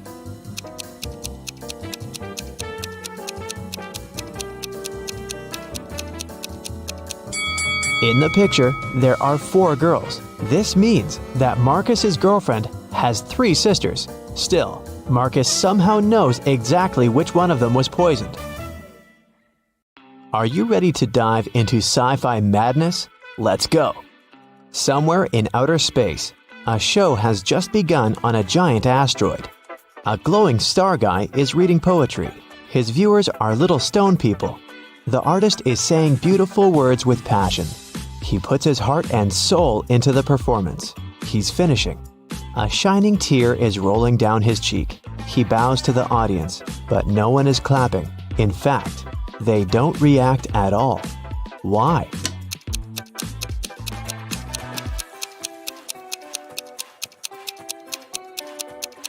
Because this is outer space. There's no sound here. Somewhere in the vast valleys of Mars, races on rovers are taking place. 5 cars are driving at high speed toward the finish line. 3 racers soon leave the others behind, but only one of them will be the winner. Take a look at the dashboard of each of the drivers. Try to figure out who will be the first to come to the finish line.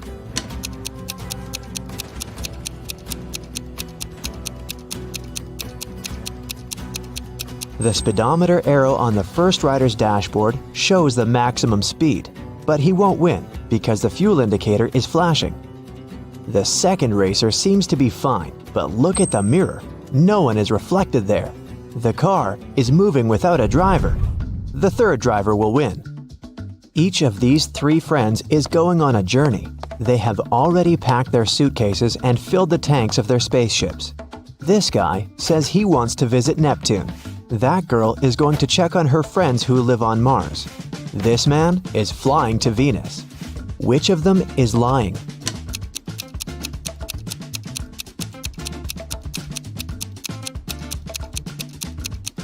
Venus is very close to the sun. It's a scorching hot place. And this man is wearing warm clothes. He's probably lying. Show me your hands! The head of the Department of Extraterrestrial Beings screams. 3 detainees are sitting at the table. One of them is not human. Look at their hands. Who do you think is an imposter from another planet?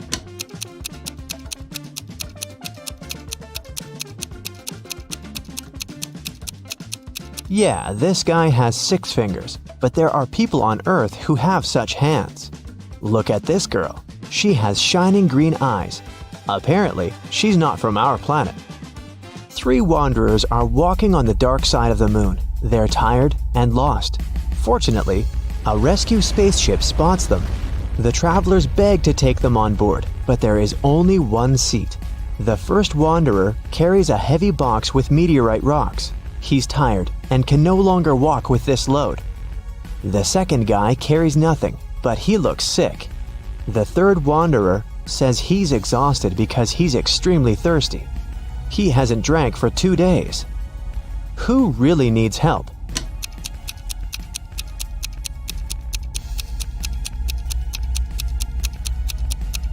Gravity is much weaker on the moon than on Earth, so the first wanderer's box should be quite light. He just pretends to be tired. The third wanderer has a chance to get some water. Do you see a small rescue station in the distance? H2O is written on it, so he can find water there. But the second wanderer really needs help.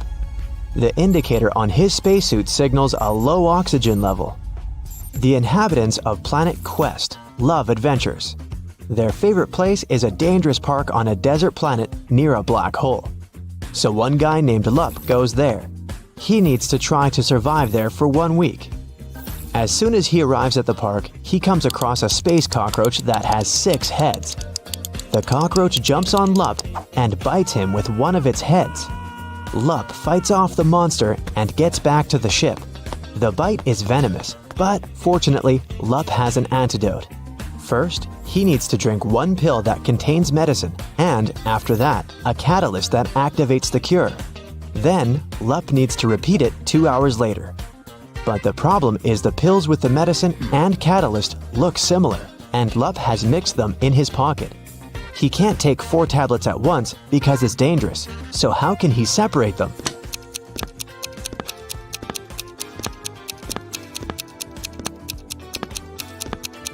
Lup needs to crush all the pills and divide the powder into 2 equal parts. One is for now, and the other he'll swallow 2 hours later. There will be the same amount of catalyst and antidote in each part. You're on planet Veveki, in the Purple Pencil Nebula. Right now you're wandering through a dark forest. The trees are covered with pieces of toilet paper instead of leaves. You know you have company in the woods, a werewolf. You come to a rocky cliff and see 3 bridges leading to the other side of the forest. There are people on every bridge. Which one is the werewolf?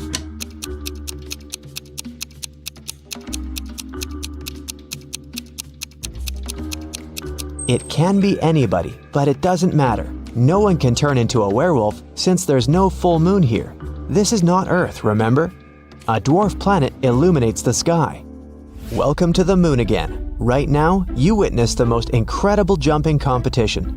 Thanks to the weak gravity on Earth's natural satellite, athletes can jump really high. But which of them will jump the highest? The participants put on their spacesuits and walk out of the atmospheric station. They seem to be ready. 3, 2, 1, jump! And we see the winner. She's jumped much higher than her opponents.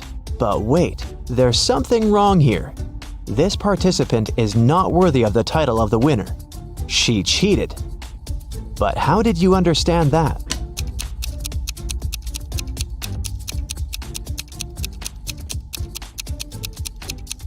It's a hologram. All the participants left footprints on the ground after jumping and landing. But this girl has left no traces, which means she's not real.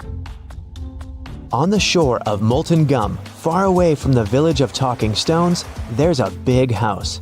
This building is different from all others in this neighborhood, since it exists in 2-dimensional space.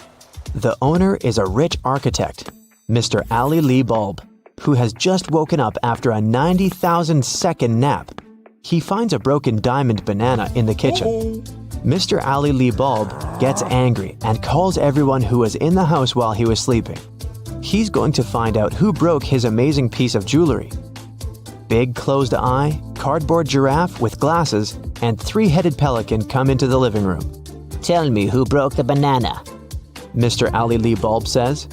I didn't do that. I was visiting rich old people in their dreams, Big closed eye tells him. I was watching the Liquid Laughter 3D movie in the living room all this time, the giraffe says.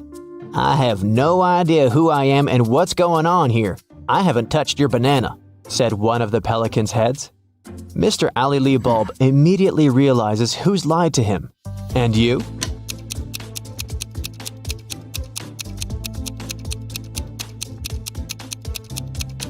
It's Cardboard Giraffe. He couldn't watch a 3D movie since the house only exists in 2 dimensions. It happened on a dark night on a purple planet. A fluffy snake crawled into the house where a purple guy was sleeping. It bit him, and the purple guy decided to go to a hospital. He told the doctor everything. She looked at the guy attentively and told him the snake hadn't been venomous. How did she know that?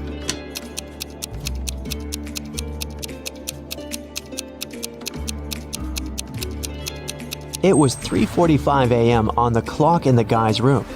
Now it's 11:45 p.m. on the clock in the examination room. The purple guy has spent almost a day trying to get to the hospital. So far, nothing bad has happened to him, which means the snake was not poisonous. The king of a tiny planet has no heirs. But then, who will become the ruler of this world? To choose the best candidate, the king gives every inhabitant one seed. Whoever grows the most beautiful flower will get the planet, the king tells them. Come back in 2 months. 2 months later, everyone came back with beautiful flowers. Among hundreds of candidates, there was one girl with an empty pot, and her brother with the most beautiful flower. The king said they would rule the planet. Why them?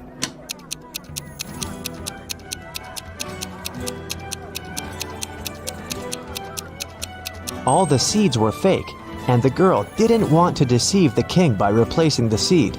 Meanwhile, her brother put a lot of effort into growing the most beautiful plant to achieve his goal.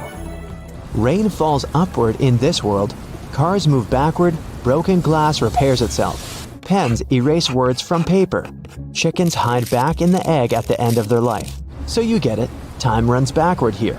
But something is wrong in this world. What is it? Try to look beyond the picture you've just seen before answering.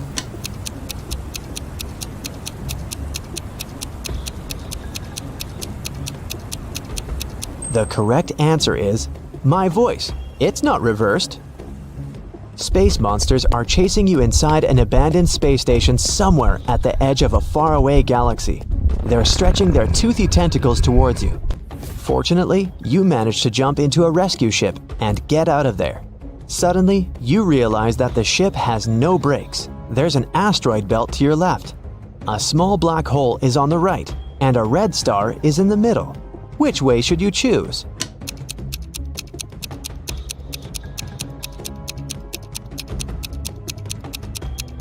None of these. Don't forget that you can also fly up or down. You're in outer space. It's raining diamonds every day on this planet. The rays of the closest star that warms this world contain gold particles. Banknotes grow on trees. Seas glow green because the water is filled with emeralds. Despite all this wealth, people don't want to live here. Why?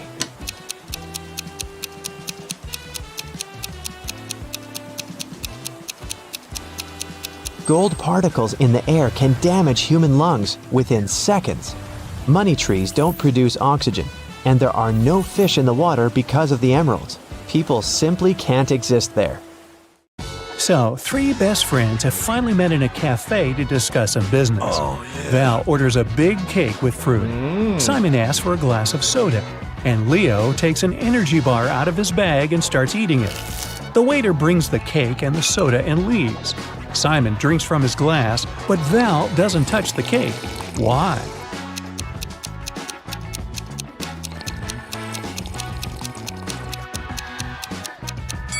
There are slices of tomatoes and cucumbers on it. Val asked for a fruitcake. An archaeologist makes his way through the dense jungle of an unknown island. He's looking for a valuable treasure, a 2,000-year-old ancient cup.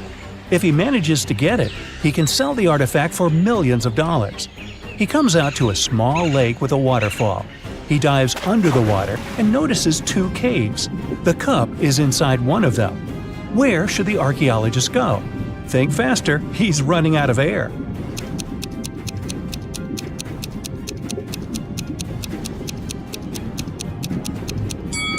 He needs to swim to the left cave. Air bubbles are floating out, which means there is some dry land inside the cave. Friends invited George to a picnic.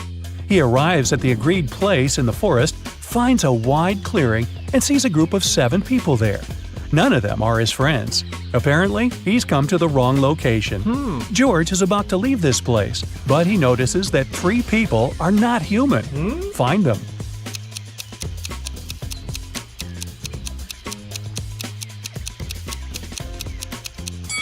Look at the way that girl over there blinks. Ooh, creepy. This granny's cane is part of her hand, not a separate object. This guy is charging the phone through a cable connected to his leg. Well, that's convenient. 3 guys are sitting on the sidewalk. They're all in dirty clothes and look tired. Each of them hopes to get some money from people who are passing by. But nobody helps them, since one of these homeless people only pretends to be poor. Passers-by see this and don't want to help any of them. Who do you think is pretending?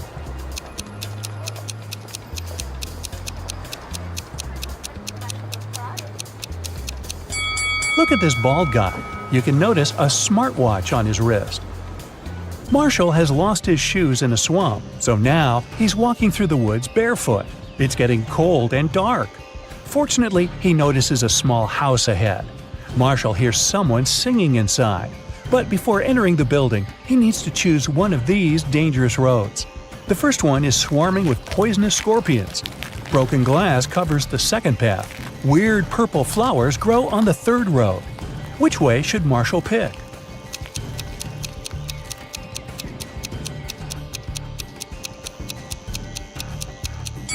This seems to be a tricky question, but there's no trick. Obviously, he needs to choose the path with the flowers. Marshall comes up to the house, peeks inside through the window, and recoils. A pale woman is rocking a crib with a straw puppet in it and singing a lullaby. A TV is working, but Marshall can't see what's on. Without turning her head to Marshall, the woman says she knows about the stranger standing outside. Marshall starts running away from this place as fast as possible.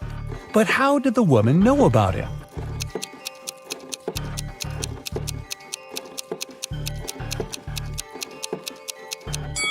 There's a hidden camera on the porch. The woman is watching the recording on the TV.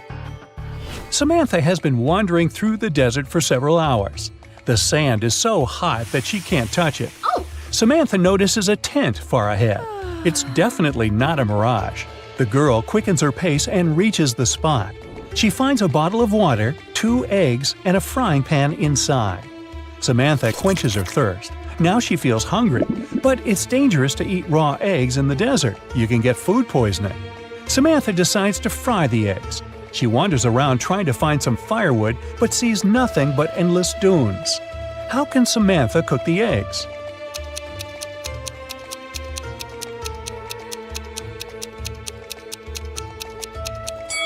She can put the pan on the sand. It's hot. The sun will add to this heat, and the eggs will fry. There's a huge rock on the shore of a paradise island. There's a castle on the top of this rock. The owner of the castle finds a broken TV in the morning. He calls all the people who were inside that night: a cleaner, a clown, and a laundryman. "Who broke my TV?" the owner asks. "I was washing the dishes in the kitchen. I didn't touch anything," the cleaner replies. "I was rehearsing for my tomorrow's performance," the clown says. "I was watching YouTube on my phone," the laundryman answers. "Give it to me," the owner demands. He presses the lock button, looks at the screen, and says the laundryman has lied to him. What did the owner see on the phone?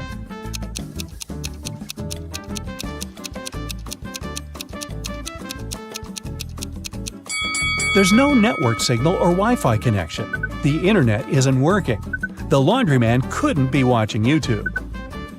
After taking a shower, Albert realizes he's lost his wedding ring. Oh, no! He searches all the cupboards and nightstands in every room, but can't find it. It seems that the ring fell down the drain. Oh no, his wife will return home soon, and she'll definitely notice this disappearance. Albert goes to the bathroom, looks around for the last time, and nothing. The wife enters the apartment. She looks at her husband, asks him to turn around, and pulls the ring out of his hair. It got caught there while he was in the shower. But how did the wife know the ring was there? Albert was facing her.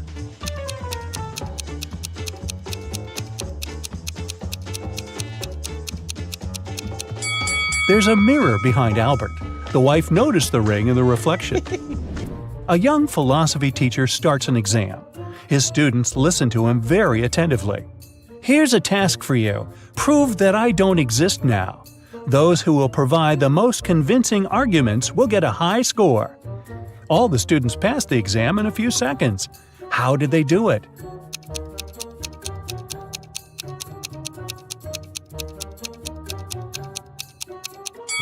They just walked out of the room. There's no teacher, so there's no exam.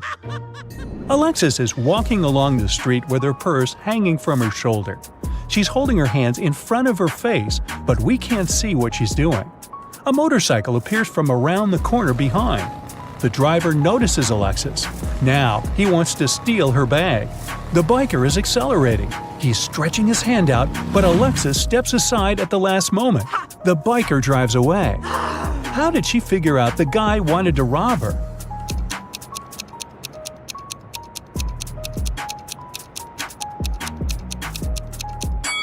She was looking into a small mirror, checking her makeup.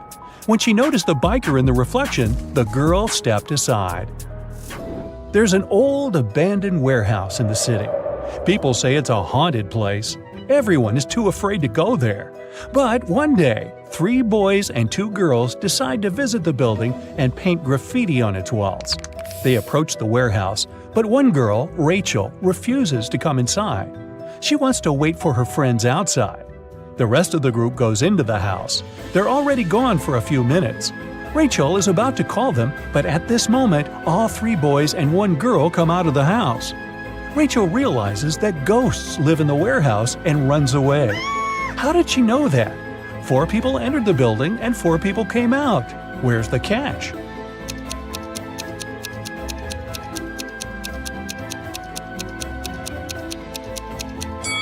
One of the boys is different. It's not their friend. Besides, look at his legs. They're slightly transparent. Rachel immediately noticed this and ran away. Kenny is walking through an old abandoned hospital. There are portraits of doctors and some patients on the walls. Kenny illuminates his way with a flashlight. He goes down to the first floor and sees several people in white lab coats. They seem pretty normal and friendly. They're not the guys Kenny saw on the portraits, but he still realizes these doctors are ghosts. How did he figure it out?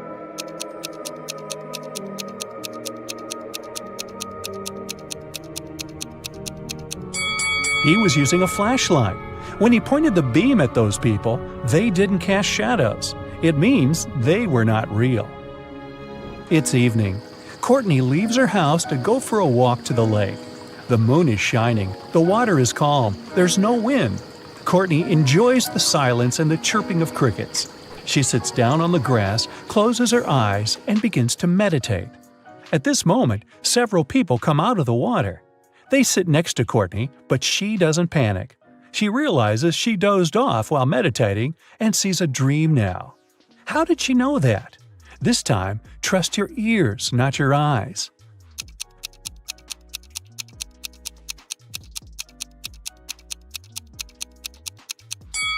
Firstly, the sound of crickets disappeared. Also, there was no splashing heard when those people came out of the water. The prince of an unknown country arranged a huge party in his homeland. He invited all his friends and lots of celebrities, actors, musicians, and so on. And here he is, on the stage. He takes the microphone and thanks everyone for coming. But he sees only a few people in the hall. Yet he invited many more people. There are simple workers and rich people among his friends. They all live in different countries all over the world. Why haven't any of them arrived?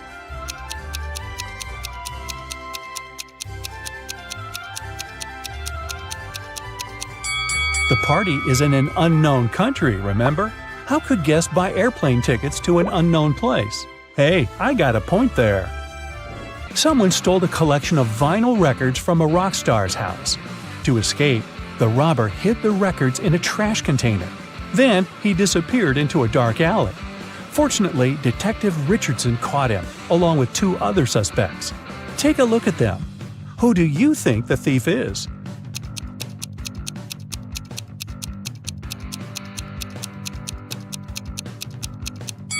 Look at this guy's shoes. An old banana peel has stuck to his sneaker. That's because he's been to the trash container. So, Rick wants to become a famous chef, but the cooking school only accepts applicants over 18. Rick's brother Jeff is twice older than Rick. Rick's sister Ruth is twice younger than Jeff. She turned 18 this year. So, Sherlock, can Rick apply for his dream school this year?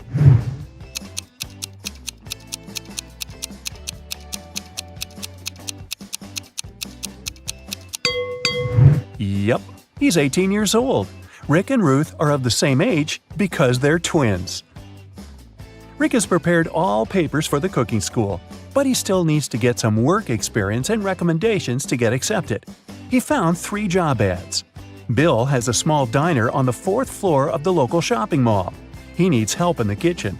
Holly offers a part-time internship at her fancy sushi restaurant. But first, you need to pay $300 for a 2-week training. Sam needs an assistant in his noodle shop. Now, only one of these offers isn't fake. Can you tell which one?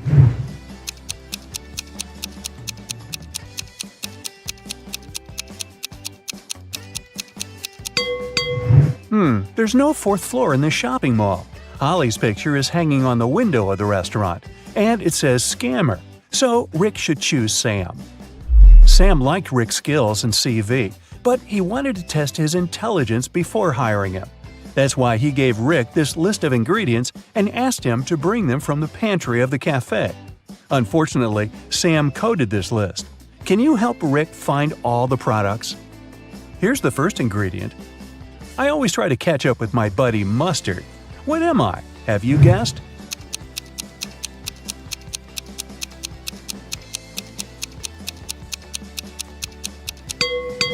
It's ketchup. Here's the next one. My closest friend is peanut butter. What am I?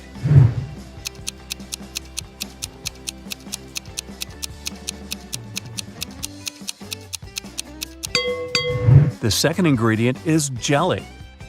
I'm a nut that is only delicious when fried or baked. What am I? Have you guessed?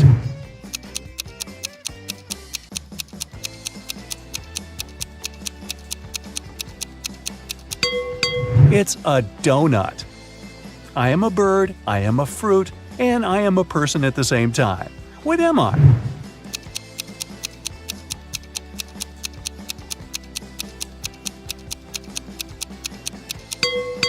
A kiwi. I go along with most veggies and snacks beside me. What am I?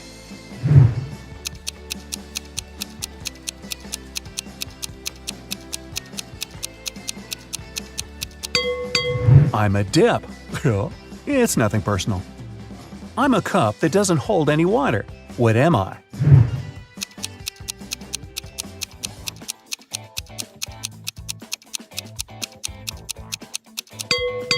I'm talking about a cupcake here. A little pool with 2 layers of water around it. One is white and soft, and the other is dark and hard amidst a light brown grassy lawn with an outline of green grass. What's that all about?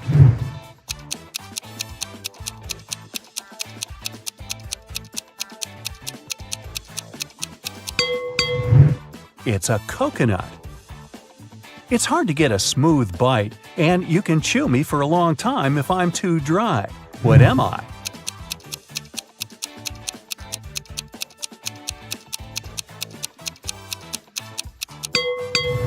And the correct answer is jerky. I'm a green veggie that looks like a tiny tree. What am I? Can you guess?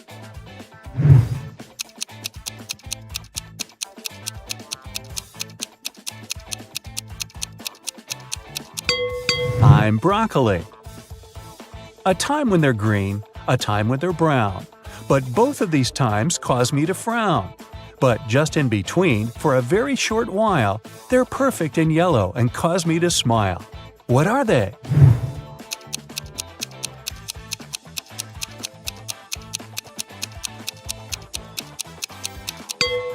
Well, I'm sure you've guessed it's all about grapes. People confuse me with a vegetable, but I'm actually a fruit. I'm red when I'm ripe, and I'm sliced and served on burgers. What am I?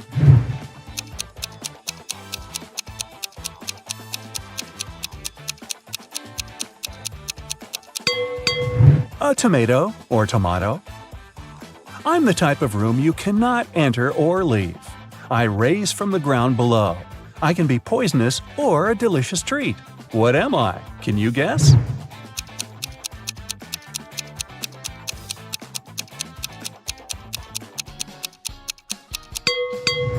All of this is about a mushroom.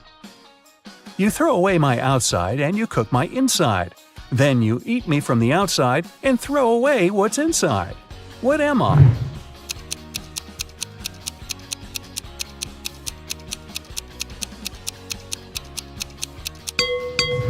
The correct answer is corn. I'm the kind of food that mummies like to eat. What am I?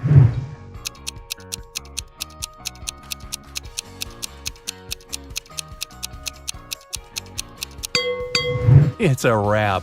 Oh, really? Time for the final ingredient. I wear a red coat and have a stone inside my throat. Who am I?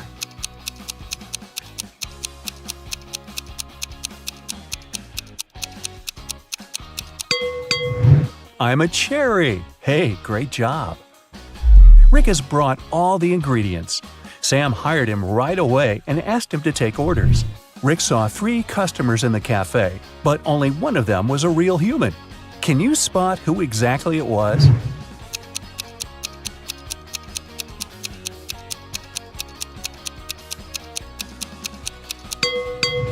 This woman has gills just like a fish. She's a mermaid.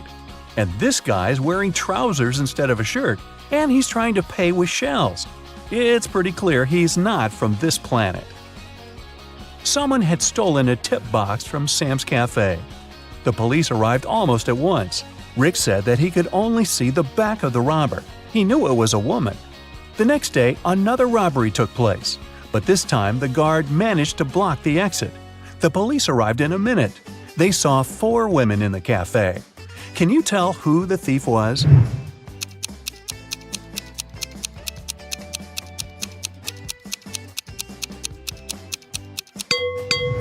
It was Pam. She's the only one whose shoes are good enough for running.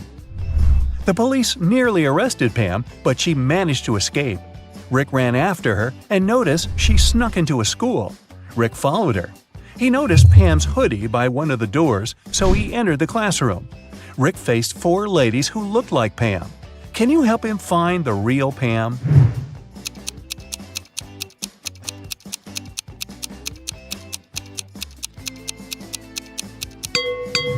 There she is. She has neither books nor pens on her desk. 2 months later, Sam gave Rick a good recommendation. Rick applied for cooking school, and now he has to take some exams. Rick's current task is to cook a delicious soup. 3 pretty ladies are taking the same test with him. He liked them equally, but only one of them was trustworthy. Can you tell which one?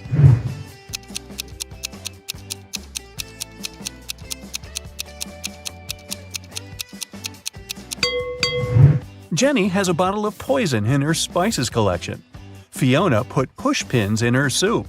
It's very suspicious as well. Kelly didn't do anything wrong. She looks pretty reliable. After the soup test, Rick got a new task. He must tell which cupcake is in the very center of the tray. Can you help him?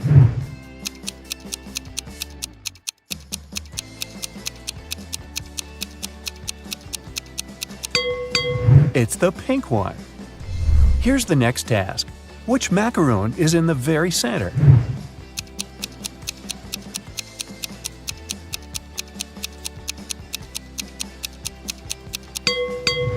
The purple one. Great job! What about this tray? Can you tell which cookie is in the very center?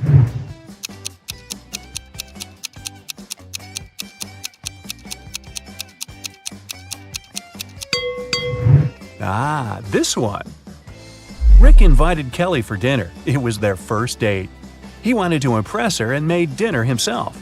He left all dishes in the kitchen and went upstairs to take a shower before Kelly's arrival. When Rick returned to the kitchen, he found that someone had eaten all the food. He questioned 3 suspects. Ruth said, "I'm on a diet. I don't eat after 5 p.m."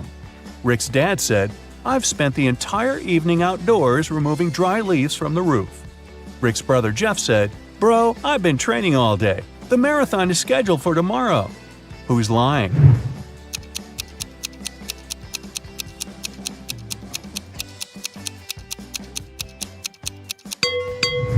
Rick's dad. The roof is still covered with leaves. And Rick's dad is a pig. Kelly offered Rick to go for a picnic in the park. They found 3 cozy spots, but only one of them is safe. Can you tell which one?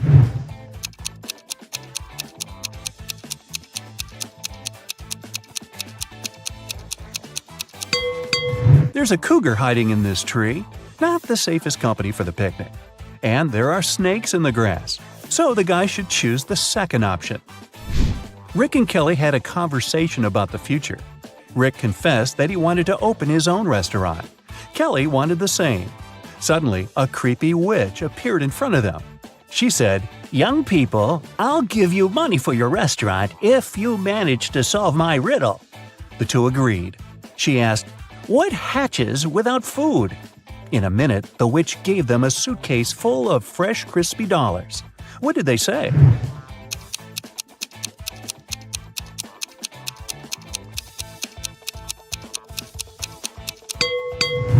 The correct answer is hunger. Rick and Kelly ran home, but they got lost in the park. They walked in circles for several hours and got very tired. Finally, they found the gates. But the park's guard had already locked them because it was very late. The gates had a combination lock with 9 multicolored buttons. Can you help the two guess this code?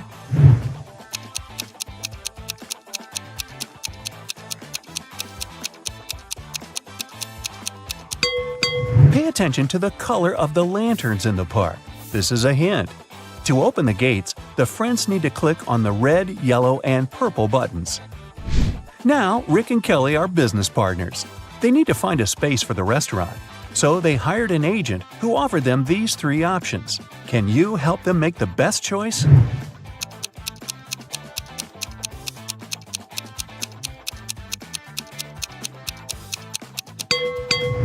The second space is located next to a factory that poisons the air. Probably not the best place to start a restaurant. Have you noticed this sign? A construction company will demolish the 3rd building in 2 weeks. This deal is a scam. So, they should choose the first place. It's located on a crowded street and looks pretty reliable. Rick and Kelly invited friends and journalists to celebrate the opening of their restaurant. They served delicious meals and drinks. Suddenly, one of the guests, Peter, fainted.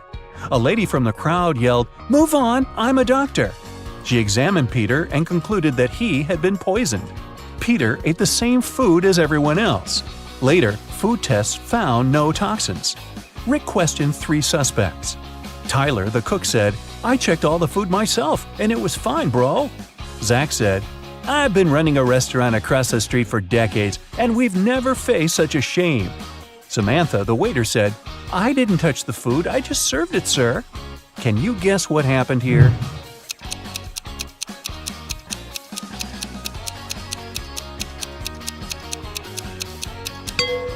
Zach paid Peter and the fake doctor to ruin Rick and Kelly's reputation. He handed them cash earlier that evening. Despite the dramatic opening, the business was doing fine. Kelly and Rick were very happy. One day, a furious lady entered the restaurant holding her little daughter in her arms. She pointed at 3 customers and yelled, "It's her father!" The first customer said, "I've been in the army in another country for the last 2 years, lady. I just returned." The second one said, "I don't know you, miss. You won't get my money. Find another fool." And the third customer said, "I can't be your father. I'm a woman." Can you tell me who the real father is?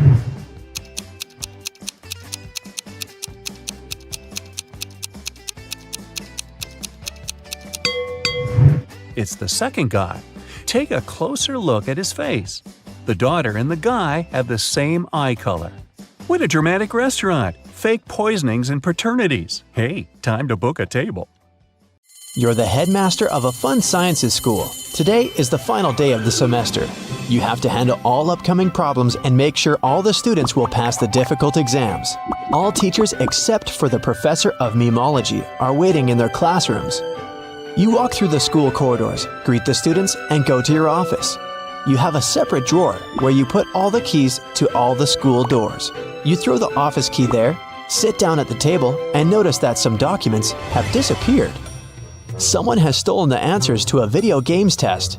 But how did they get into your office? The door and windows were closed.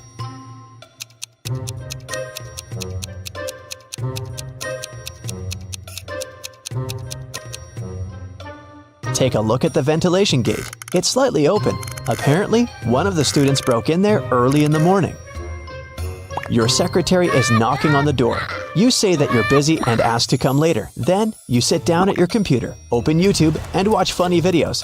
The internet signal disappears. Someone has turned off the electricity at the school. You go to the basement with generators. There, you see a turned-off switch and 3 people standing next to it. They all say they didn't touch anything, but one of them is lying. The janitor says the lights went out when he came here to clean up. Louise is a new student. She says she was lost in the building and accidentally got here. Richard is a last-year graduate. He came here to find a miniature toy horse, a souvenir he hid many years ago. Which one of them is lying?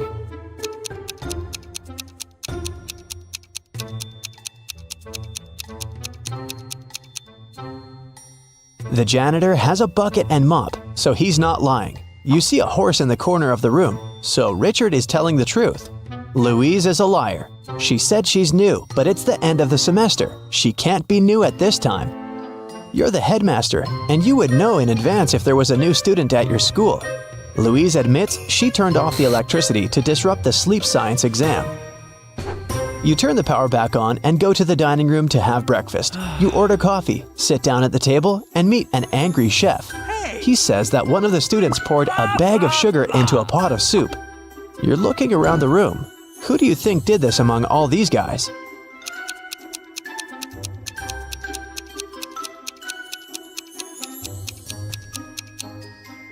They all have deep plates with soup and spoons, but this guy has a plate with a fork. He wouldn't eat the soup because he knew it tasted disgusting. You finish your coffee and head to the office. You walk through a long corridor and see graffiti on a huge photo of a crazy dog, a mascot of the school. The guard catches 3 students. One of them must have ruined the image. Can you guess who did it?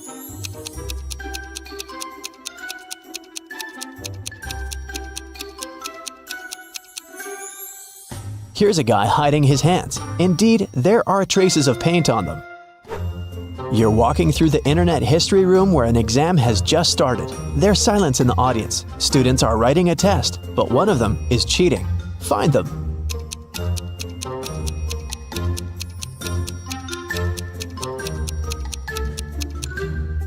Look at this girl.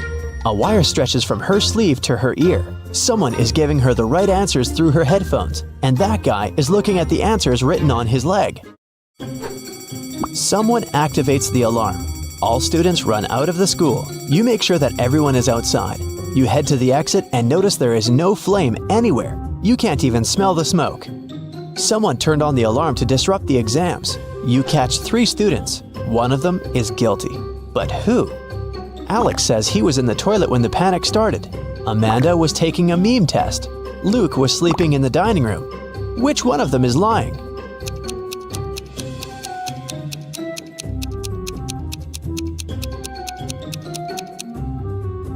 Amanda turned on the siren. The memology professor isn't there, remember? So she obviously wasn't taking that test today. You go outside and meet the school gardener. He says that someone has cut the roses in the schoolyard. The gardener saw 3 people who could be suspects. You bring them into the yard and ask about roses. Lewis says he was in the library all day. Mary was taking an exam on internet history. John was training at the gym. Which one of them is lying?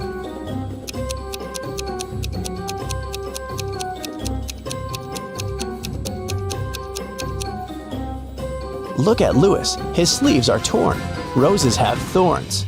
He probably damaged the shirt when he was cutting the flowers off. You pass by the dining room and hear some strange noises. Someone is obviously tired and breathing heavily.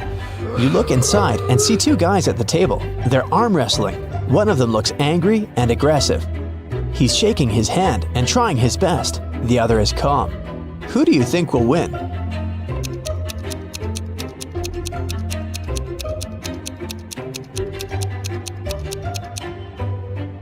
The guy on the right. He holds onto the edge of the table and doesn't waste his strength on unnecessary movements. He will defeat the angry opponent. You enter the trends room. You heard a lot about this subject and a young teacher who has a unique approach to the science of popularity. She tells you that she has asked all her students to create a new profile in the social network for their pets at the beginning of the semester. Now, all the students must show the number of subscribers and likes. The one who has the most popular profile will get a high score on the exam. Students show photos of their pets: mini pig, hamster, cat, goldfish, chameleon, dog, goose, hamster, raccoon. All the photos are pretty popular, but 2 of them are fake. Which ones?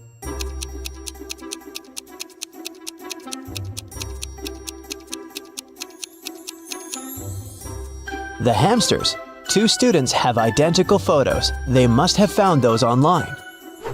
You're observing a pseudo-philosophy exam. The teacher gives blank sheets of paper to all students. Then he says, There's a lot of supposedly philosophical phrases on the internet that seem too pretentious, obvious, and stupid. People love to attribute quotes to famous persons that they never said. So there's a person who can say anything that can be true or false. They can say both good and bad things, and no one in the world can prove that this person didn't say that. The authorship of this person is unquestionable. Who is this person? After 5 minutes, the students give back their papers. They all have names of famous athletes, scientists, billionaires, and entrepreneurs on them. No one has passed the exam except for one girl. She wrote just one word. Which one?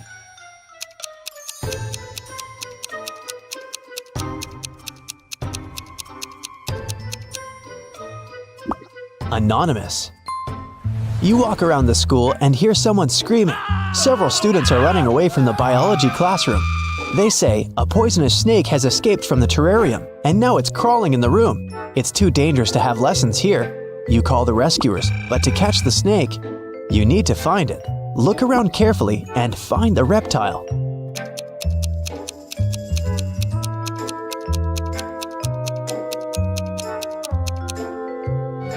Take a look at the picture with snakes in the far corner of the room. One of these snakes is real, as its tail goes beyond the painting. Your next problem is in the parking lot. The professor of magic tells you that someone has punctured a tire on her car. Apparently, one of the students took revenge on the teacher for a bad grade on the exam. Fortunately, there's an extra tire in the trunk. But here's the problem. You don't have 4 bolts to attach it. How can you help the teacher?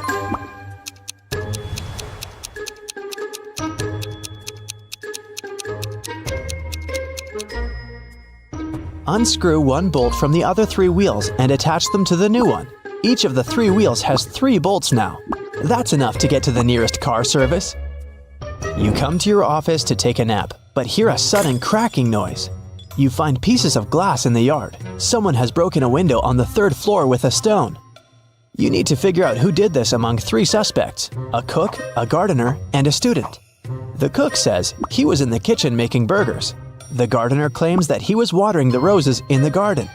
The student says he was sitting in the library at the time. Which one of them is lying?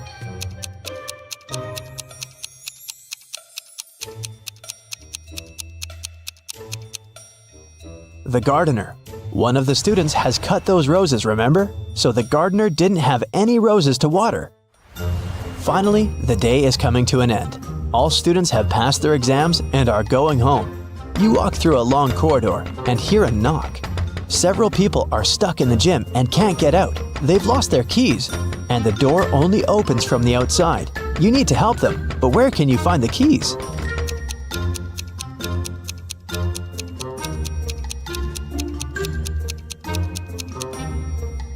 You have the drawer in your office with the keys to all the school doors, remember? You unlock the gym. Then, you finally sit in your office and watch YouTube. You've solved all the problems. You deserve a good rest now. When it was finally time to board the plane, it turned out that there were no more economy class seats left. Kim and Ashley were offered to fly in business class. Oh, yes. There, the girls saw 3 people. When the flight attendant served them fresh juice, she whispered that Kim and Ashley were extremely lucky. They were about to travel next to a famous Italian billionaire. Can you guess which of these passengers is the billionaire?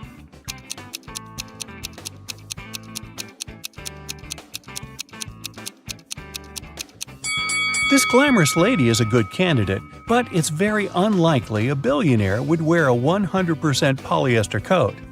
This guy's business suit is very elegant, but look at his shoes. They seem quite cheap and worn out. This funny gentleman must be the real billionaire. Although his outfit is rather casual, his gold watch looks very expensive. The glamorous lady began to chat with Kim and Ashley.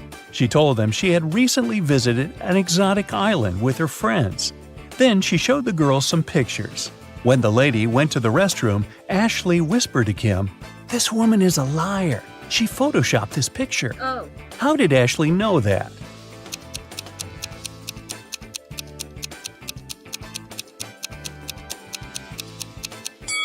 It's all about the shadows. They all look natural, except this one. People are sitting in their seats. The lights turn off. Someone is chewing popcorn. Someone is drinking soda. The movie starts. This is a horror movie. Someone screams. The ticket taker enters the hall.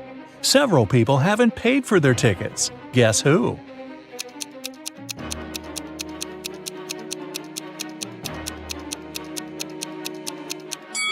No one has a ticket here. Free entrance, the note pinned to the back door claims. Once, on a cold winter night, someone stole jewelry from a famous singer's house. The thief didn't manage to run far away because a police car was passing by. The burglar hid the bag with the jewelry in the snow and disappeared into the crowd. Detective Anderson managed to catch two suspects. Look at them and try to guess who robbed the singer.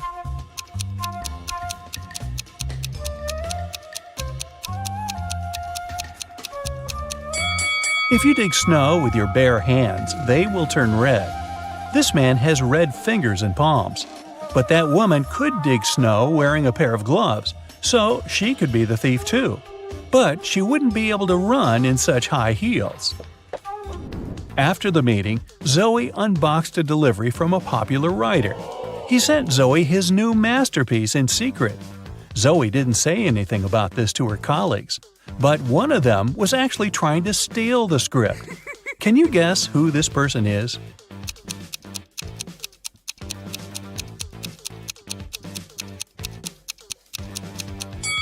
It's the assistant.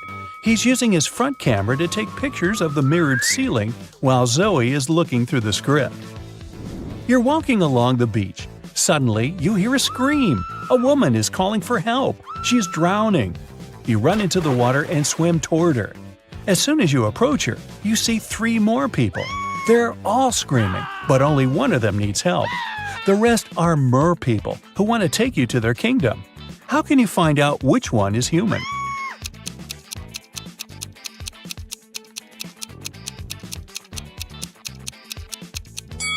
Dive under the water to see who has a fishtail. Richard likes abandoned buildings and old castles. Today, he's going to check a huge house that belonged to a vampire a long time ago. Well, that's what the legends say. Richard certainly doesn't believe this. He takes his camera and sets off. It's dark and cold inside the house. Crackling sounds are coming from the corridor. Richard shines a flashlight and sees 3 vampires. Richard starts running away, but then he stops and returns. It seems these vampires are fake. How did the guy understand this?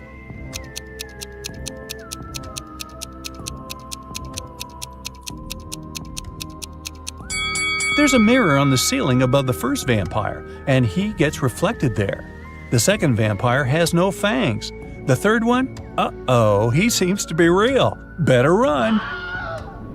Now, Richard wants to visit an abandoned hospital. There are rumors that werewolves live there. Richard is sure it's a myth. He's walking around dark hospital wards all night, but finds nothing. He's about to leave, but 4 men block the exit. They are howling and growling. Which of them is the real werewolf?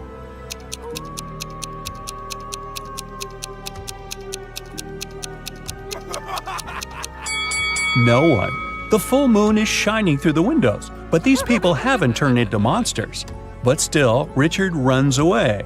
It seems these guys are really crazy. A rich man comes to an exhibition of modern art. He's going to buy a new painting for his collection. The owner of the exhibition shows him 3 works of different artists. In the first picture, there's a green triangle with a sunflower in the middle. The second painting is of a tiger taking a selfie on its phone. In the third picture, there's a flying house. The collector is sure that one of the paintings is fake. Which one?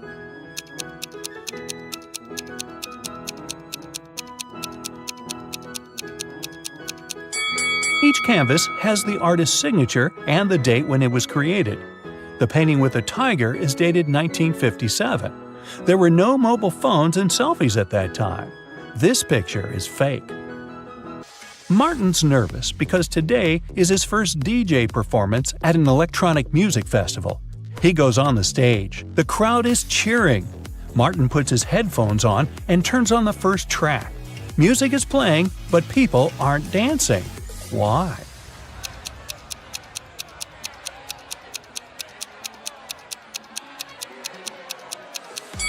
The music is only playing in the DJ's headphones.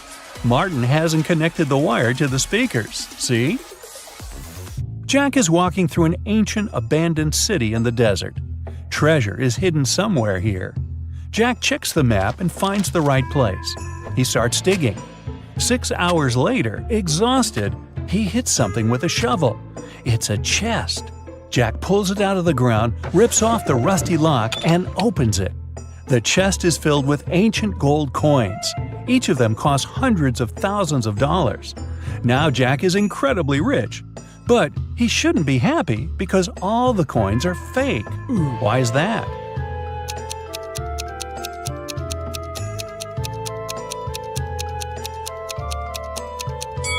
Each coin has a date, 145 BCE. It seems they're really old, but people who lived at that time couldn't write BCE on their coins because they didn't know they lived before the current era. A university professor enters a lecture hall where his colleague, an elderly teacher, is giving a lecture on quantum physics. He's drawing formulas on the board, and his students are using their laptops to take notes. The professor knows that one of these students is sleeping. He starts walking around the room, stopping behind each of them in turn. Who's dreaming right now?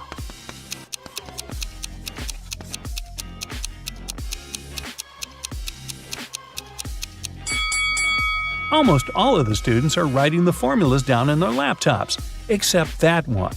His screen is off. That's because he's fallen asleep. Detective Anderson is chasing a robber dressed in a tuxedo. Suddenly, the criminal runs inside a huge hall. All the people there are formally dressed. Help Detective Anderson find the suspect among them.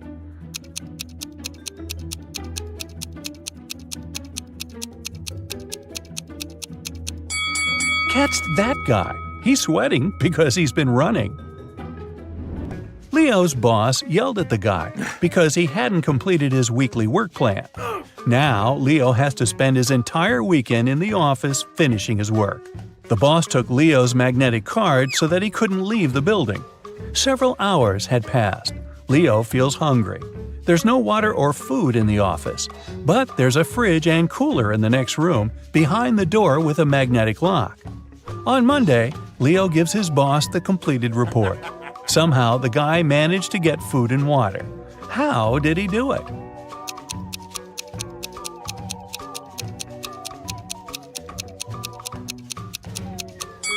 Leo just went to the refrigerator and got himself some food. No one said the door with a magnetic lock had been locked.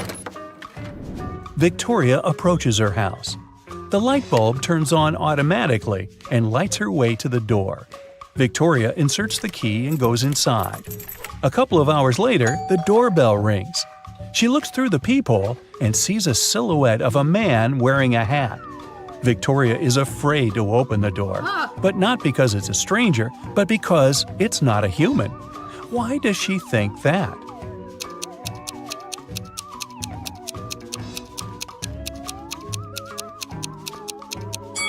The light sensor didn't work, so there's no physical body outside. There's a huge airplane hangar on the edge of the desert. Pilot Tyler steps inside and notices a cat sleeping near the ceiling on one of the beams. Tyler decides to save it. There are no stairs and nothing else that can be used to get there. The only thing Tyler sees is a large puddle of water on the floor. How did the cat get there?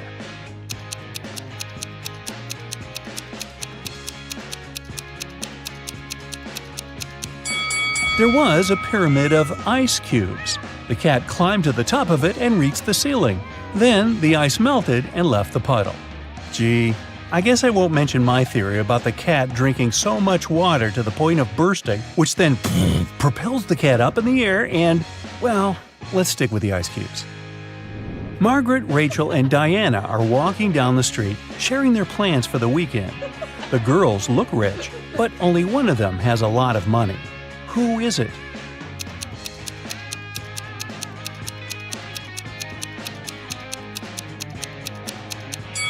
It's Margaret.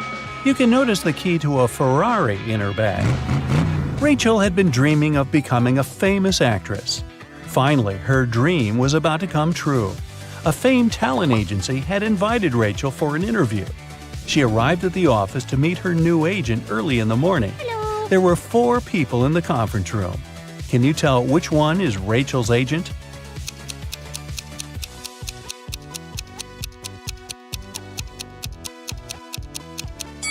This guy is the only person who doesn't have an employee badge, so he's probably a guest too. This man is wearing a classy, expensive suit, but he brought coffee for everyone. He's an assistant. This lady's mug says "World's Best Lawyer," so she's probably responsible for legal issues. And this relaxed lady over there is Rachel's agent, Zoe. Zoe offered Rachel to take a seat. Which place should Rachel choose?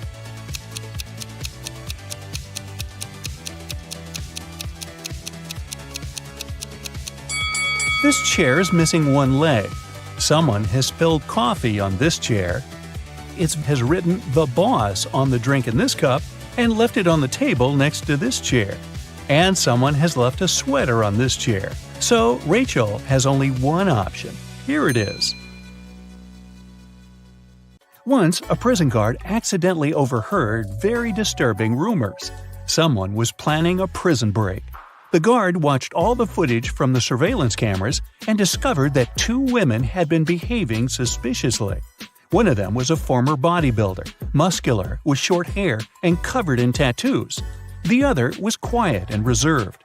She preferred to spend time on her own and sometimes cried in her cell.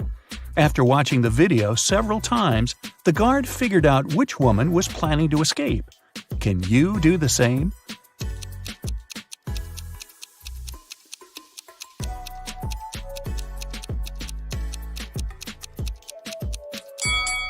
It's the second prisoner. There's a file in her bun. She can use it to get through the metal bars.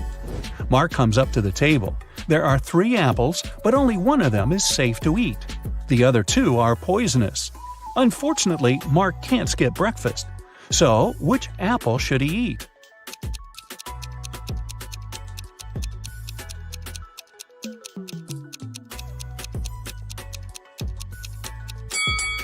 Look, this apple has a caterpillar in it. It means there's no poison in the fruit and it's safe to eat. These 3 women, Jessica, Mary, and Olivia, went shopping. 2 of them are pregnant and one is just trying to steal a watermelon. Can you tell which one is hiding a watermelon?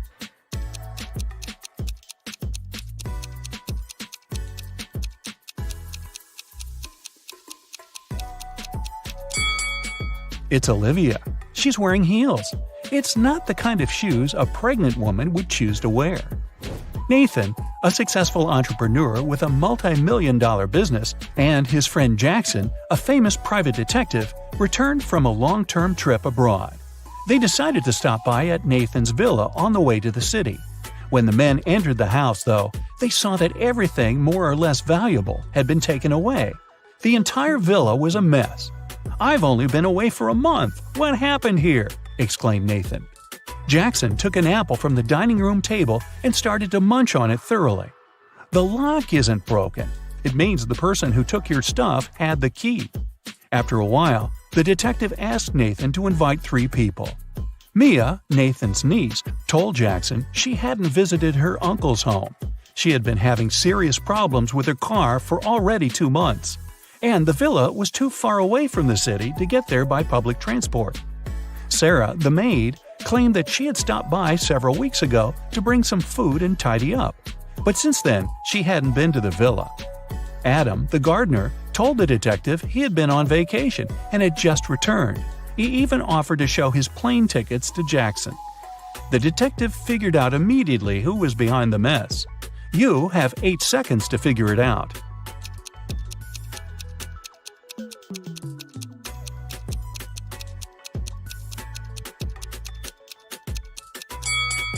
It was the maid. She said she brought food several weeks ago, but the apple Jackson grabbed from the table was perfectly fresh. Once, Ms. White heard someone crying. It was her little student, Abigail. The girl told the teacher her cookies had been disappearing from her locker. Someone had been taking them for already several weeks, but Abigail didn't know who. Ms. White decided to help the girl. They equipped the locker with a simple alarm that had to go off if someone who wasn't Abigail opened the door. They hid behind the corner and began waiting. In 10 minutes, they heard the alarm. When they reached the locker, it was already empty, and there was no one nearby. But Ms. White noticed somebody disappear behind the art room door. She rushed inside, but everything looked normal. And still, the teacher needed no more than a minute to understand who had been eating Abigail's cookies. Look at the picture of the art room carefully. Can you find out the answer within 8 seconds?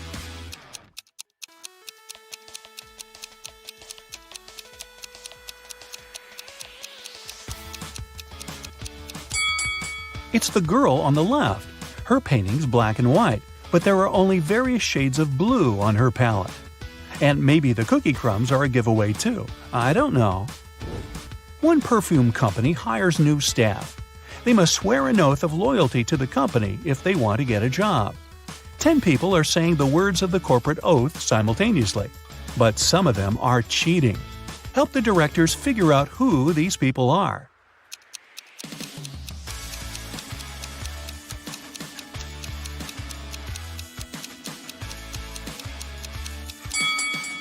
This guy keeps his fingers crossed, and the man on the left is standing with his legs crossed. They won't be loyal to the company, so the director doesn't hire them. 2 influential media moguls are having lunch at an expensive restaurant. They're discussing the merger of their companies. The transaction amount is several billion dollars. They're whispering since the terms of this deal are top secret, and they suspect that someone can hear them. And they're right. Some curious people are eavesdropping on the conversation between the 2 businessmen. Try to find them.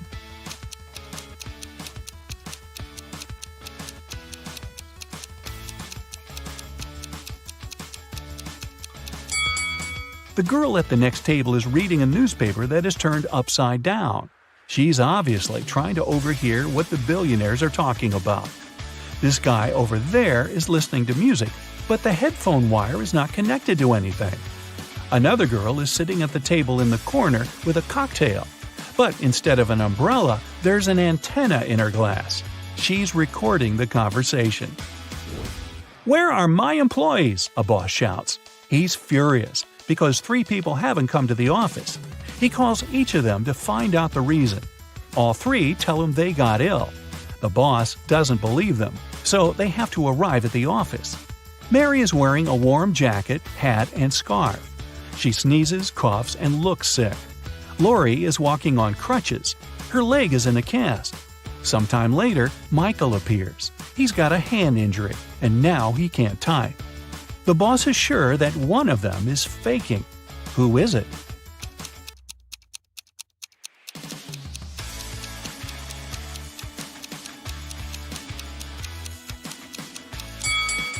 Mike's left arm is broken, but his phone is in his left pocket. He must have used his broken arm to put it there, which means he's pretending. Apparently, he just didn't want to come to work. Ice will melt if you heat it, but if you heat me, I'll become solid. What am I?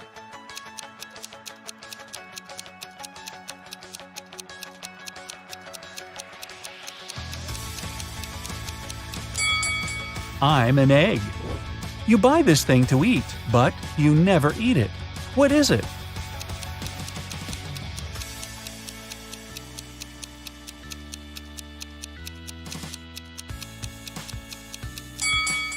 It's a plate. Mia was going back home one evening. It was 11 p.m., and she had to cross a small dark park in front of her house. Suddenly, she heard footsteps behind. Someone grabbed her bag and ran away. The girl called the police, and they questioned 4 suspects. Jack said, "I was choosing an outfit for a party." Camilla was getting ready for her final exam at home. Andrew told the police he had been watching birds in the park. Nora was at her yoga class. After the interview, the police understood who was behind the robbery. Can you?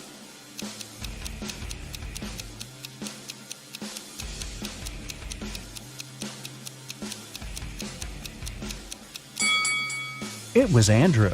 At 11 p.m., it's too dark to see birds. James left a folder with important documents on the table in his home office and went to a business meeting. When he returned, he found out that the documents had disappeared. James had 3 suspects. His brother said, "I've been swimming in the pool since you left. I haven't seen or heard anything." The cook replied, "Tomorrow we're having a party. I've been preparing the food." The security guard told James, "I've been outside all this time, checking the garden for mice." Who knows where the documents are?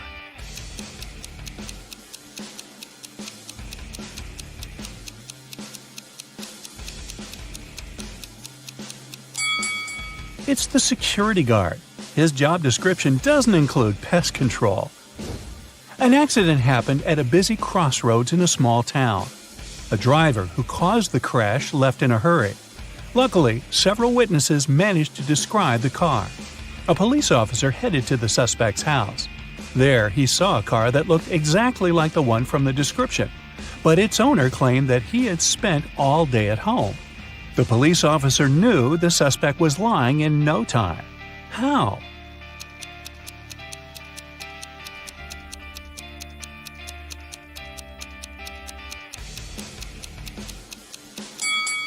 He touched the car hood. It was still hot from the engine that had worked not so long ago. You're walking along a railroad track. Suddenly, you see a speedy train approaching you. Instead of getting off the track immediately, you run toward the train. Why do you risk your life this way?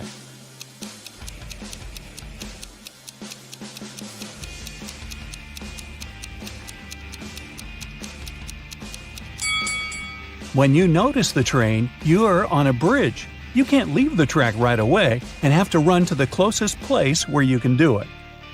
Today, we trek into a mysterious cave teeming with treacherous traps. They will test how your brain works in extreme conditions. And if you pass them all and come out alive, congrats! You have ultimate survival skills. Please remember to share your results in the comments. Here we go. You enter the cave and find yourself in a pretty large hall where strange little people in weird masks meet and greet you. They take you to a table in the middle of the hall, and they seat you in front of it, gently but firmly. One of the masked individuals puts 3 muffins on the table before you. You're pleasantly surprised by their hospitality, but they start sneering under the masks, and you realize there's something wrong with the treats. It's the first trap. The person who laid out the muffins on the table explains what's inside the muffins in a creaky voice. The first one has some boiled nettle leaves in it. The second one is swarming with live ants. And the third one is seemingly filled with chocolate, but it's actually mud. So, which one would you choose to eat?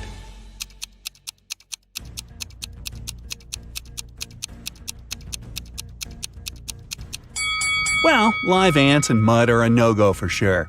Even though ants might actually be edible, who knows what species they belong to? And it's also yucky, truth be told. But surprisingly, boiled nettle leaves are a-okay to eat, despite nettle being a plant that burns your skin upon touch. It only does so when it's fresh. Boiled leaves lose their burning quality, and nettle soup is an actual dish in many cultures, so we settle for the nettles. You've happily wolfed down the nettle muffin, quite yummy by the way, and the little masked people let you through to the next chamber. As you walk down the hall, suddenly the floor starts shaking, and before you can leap to safety, it crumbles beneath your feet, falling down and taking you with it. You hit the floor, rise to your feet, and when the dust settles, you see you've ended up in a room with 3 doors. Great, it's another trap. Each door has a warning sign on it, and there's also a panel with 3 levers marked A, B, and C, of course. Each of the levers opens a specific combination of doors, not just a single one. The sign on the first door says it contains swarms of mosquitoes just waiting to drink you dry. There is toxic gas behind the second door, which will fill the chamber you're in as soon as you open the door. And the third door releases a powerful stream of water that will wash away everything it hits, but it will only last 30 seconds. The A lever opens the mosquito door and the gas door. Lever B will open the gas door and the water door. And the C lever will release the stream of water and the mosquitoes. Oh goody. Which one would you pull?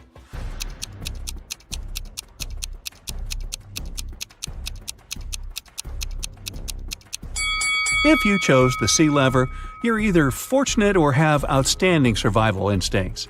This combination will get you out of the trap. 30 seconds of a mighty torrent are just enough to get rid of any swarm of mosquitoes. The water and gas combo would do nothing useful, as the gas would not be washed away. And as for gas plus mosquitoes, well, you might get rid of the insects, but it wouldn't save you from the gas either. Now you dry yourself as you can after the shower and walk out of the room you were trapped in, waiting for another trap to show up. Bang! A huge boulder falls right behind you and starts rolling your way. You run away from it and duck into an alcove in the wall to your side. The boulder rolls past and you sigh in relief. You walk further and reach a straight hallway with rounded walls and a ceiling that slopes downwards. With a thunderous crash, another boulder smashes through the ceiling and comes barreling towards you fast. The boulder fits the tunnel perfectly, and there's no hiding place to get away from it now. A few feet ahead of you are a series of tripwires that stretch from floor to ceiling close to each other. They're very sensitive, and each one will cause a bottomless pit to open right beneath your feet if you touch it. To your left is another alcove in the wall, but if you attempt to squeeze into it, the boulder will press you with some force against the wall as it passes, and the wall has nails sticking out of it from floor to ceiling. Down by your feet is a hole in the floor, but it's only a couple of inches deep. On the bright side, there are no nails in it. So, what's your choice? A. Try to slip between the tripwires. B. Squeeze yourself into the nailed wall. Or C. Lie down in the hole in the floor.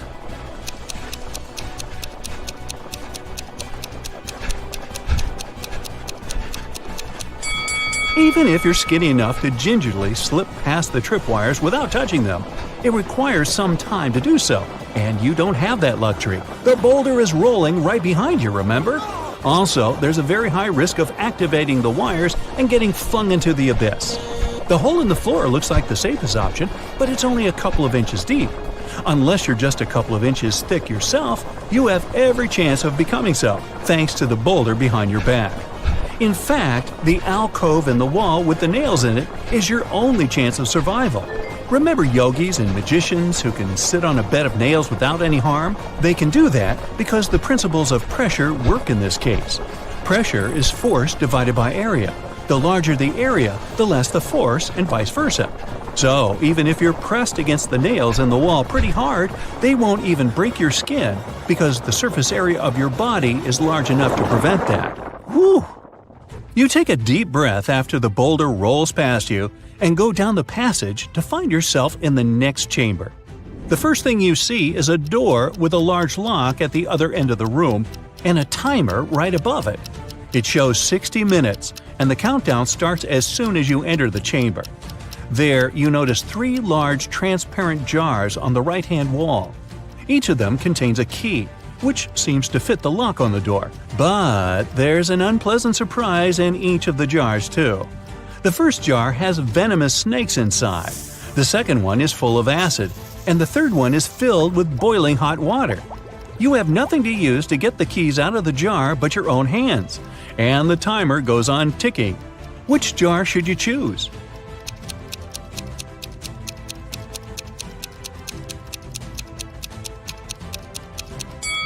Snakes won't bite unless you scare them, and trying to get the key from their jar definitely qualifies as a scary action, so don't even try that one. Acid isn't an excellent choice either, obviously. The timer is actually a hint. Hot water cools down with time, and an hour is more than enough for it to become lukewarm. Just wait until it's cool enough to be bearable and get that key. You happily open the door and find yourself in an open sunny glade somewhere deep in the unknown woods. You've made it out, but how do you get back home? In the sky, you see a helicopter flying by. It seems they don't see you. The chopper almost flies away, and you need to do something quick to make the pilot notice you. In the grass in front of you, there's a box of matches, a pile of large twigs, and a pocket mirror. What should you do?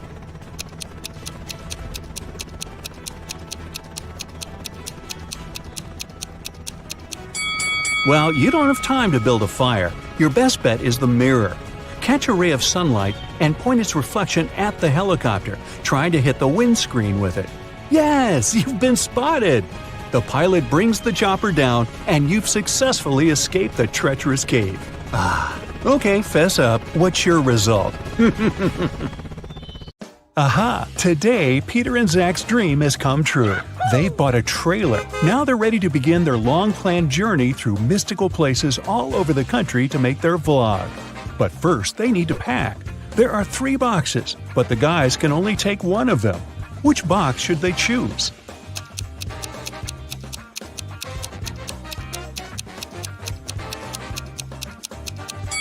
The first one. Take a look at the reflection in the mirror. The second box is empty, and the food in the third box is spoiled. Several cockroaches are crawling around too, probably not the best company for a road trip. Peter's aunt, Sarah, gave the guys 3 patchwork quilts for the trip. She said that she made all 3 of them by hand, but it's a lie. In fact, she made only 1 quilt and bought the remaining 2 online. Sarah was embarrassed to admit it because she was famous for sewing everything by hand. Can you tell which blanket is handmade?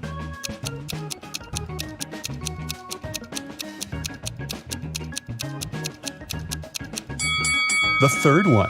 Look at this piece of fabric. It's identical to Sarah's skirt. She sewed these 2 items using the same material. Finally, Zach and Peter hit the road. They headed for the first spot. It was an abandoned library on a hill. Subscribers told the guys many ghost stories about this place. But our vloggers were skeptical and wanted to explore the building on their own. They walked around the library, recording videos and taking Polaroid pics. But they didn't meet any ghosts. When they returned to the trailer and looked through the pictures, they freaked out and locked all the doors. They left this creepy place as soon as possible. What scared them so much?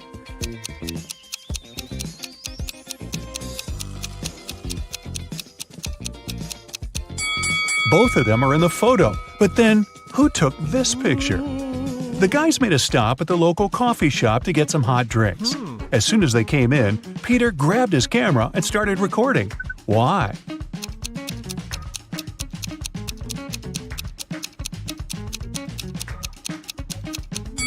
Here's a ghost. The guys ordered sandwiches, but the barista, Fiona, had to prepare online orders first.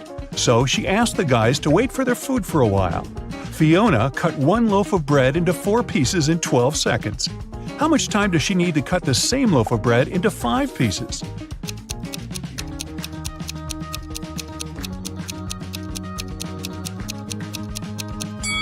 "16 seconds. To get 4 pieces of bread, she must make 3 cuts. If it takes her 12 seconds to make 3 cuts, it means she makes 1 cut in 4 seconds. If Fiona wants to cut the bread into 5 pieces, she needs to make 4 cuts. 4 seconds for each cut makes it 16 seconds in total. Oy, my head's spinning. Zach noticed a fortune teller shop in the basement. It could make great content for the vlog, so he went downstairs. But as soon as Zach entered the shop, all doors and windows disappeared. Wicked Witch offered the guy a deal. She had 2 identical cards. One of them had escape written on it, while the other said marry me. Zach could pick only 1 card. If he got the escape card, he'd be free. And if he picked the marry me card, he'd stay with this creepy witch forever. The witch didn't want him to have a chance to escape, so she wrote marry me on both cards. Zach anticipated that the witch would do so, but he still managed to win and escape. How did he do it?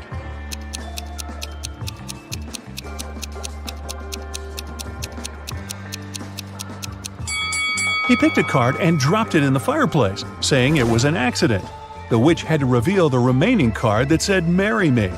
According to the rules, there had to be 2 different cards. So the witch had nothing to do but agree that the card Zach had picked and burned must have been the escape card. Peter and Zach continued their journey. In the evening, the guys saw these 3 hitchhikers not far from a bus stop. They could only pick up one person. Who should they choose?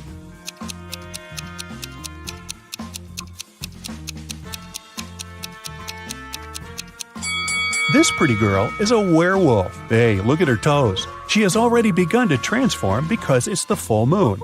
And this harmless-looking elderly lady is a runaway criminal. Take a look at the poster hanging at the bus stop. It's her portrait. As for the guy, he looks pretty harmless.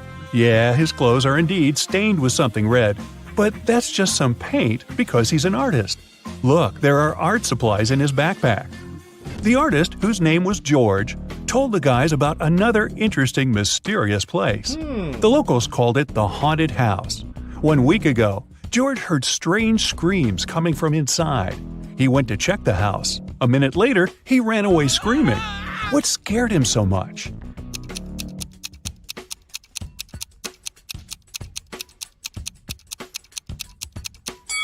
The portrait of this creepy clown is moving. Zach and Peter decided to explore that haunted house. When they entered the building, they didn't see any portraits, but they heard screams coming from the basement. They walked downstairs and found a loudspeaker that replayed the screams over and over again. There was a clown costume in the closet. Zach and Peter found 3 suspects among the neighbors and asked them just one question. What did you do 1 week ago? Mr. Daniel said, I was on vacation in Spain for 2 weeks. We came back yesterday. Jessica said, I have very sensitive skin. I wouldn't spoil it by wearing a clown mask. As for Henry, he said he had been preparing for his tests at college 24/7. Who is lying?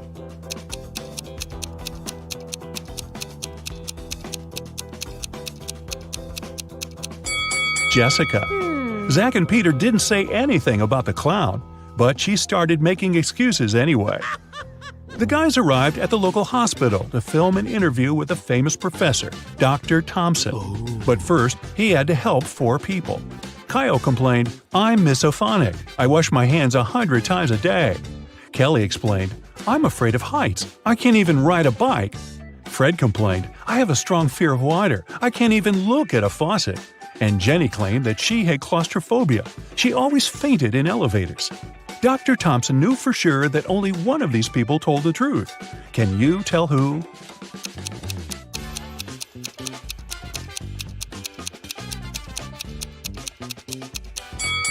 Fred can't be afraid of water. He has an aquarium with fish in his house. Jenny lives in a tiny van, so she can't have claustrophobia. And Kyle's apartment is too messy for someone who has a fear of dirt and germs. So it's Kelly. She sleeps on the floor, which is normal for someone with an abnormal fear of heights. Next stop, creepy caves. Zach and Peter went to see ancient ruins in the middle of the woods. Many people had disappeared there.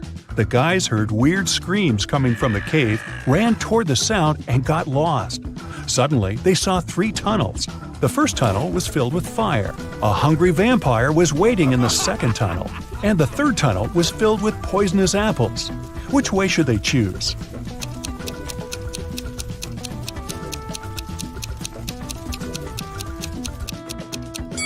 The third tunnel is safe. The guys don't have to eat those apples. After their epic adventure in the cave, Zach and Peter went to the supermarket to buy some groceries. I'm guessing the apples made them hungry. Can you see a ghost in this room?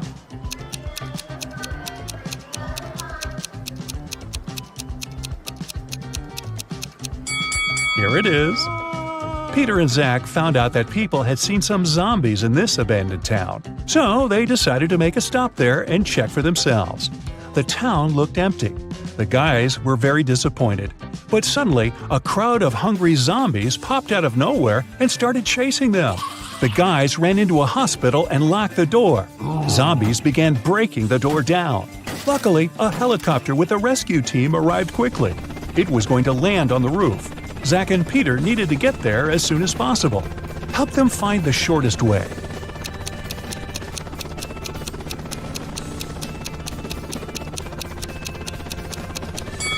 Here's the way. After saving the guys, the rescue team invited Peter and Zach to go skydiving together. They agreed and put on parachutes. They took this picture inside the plane right before the jump. Can you tell which of these people is in danger?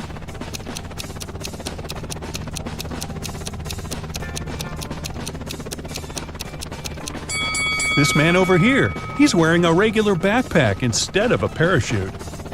The guys made a stop on the shore of a famous, mysterious lake. They went fishing.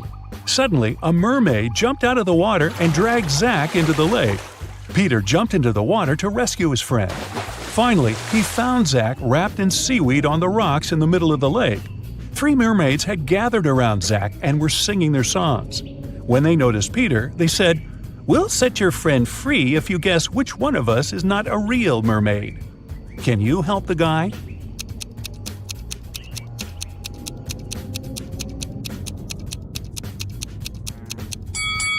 This lady over there, her tail isn't real.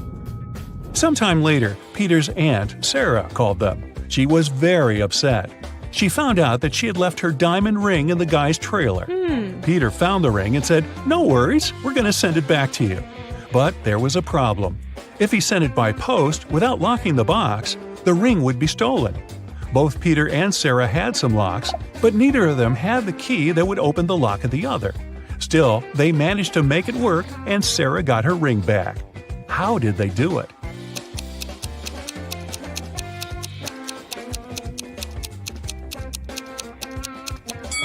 Peter locked the box with the ring and sent it to Sarah. When Sarah received the box, she added her lock and sent it back. Peter received the box and removed his lock. Then he sent the box back to Sarah. She opened the lock with her key and got the ring. Man, these folks lead complicated lives, don't you think? The king of one country was holding a feast where he invited all his friends. Guests gathered in the great hall. But before the celebration began, one of the courtiers informed the king that all the drinks were poisoned. The king said nothing and offered everyone to raise a toast to the new millennium. All the guests got up and raised their glasses. That's when the king noticed the villain who had been trying to poison him and other guests. Who is it?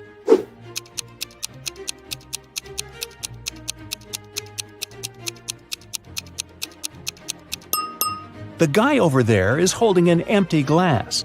He knows the drinks are poisoned, so he hasn't poured anything in his glass. Once, on a cold winter night, someone stole jewelry from a famous singer's house. The thief didn't manage to run far away because a police car was passing by. The burglar hid the bag with the jewelry in the snow and disappeared into the crowd. Detective Anderson managed to catch 2 suspects. Look at them and try to guess who robbed the singer.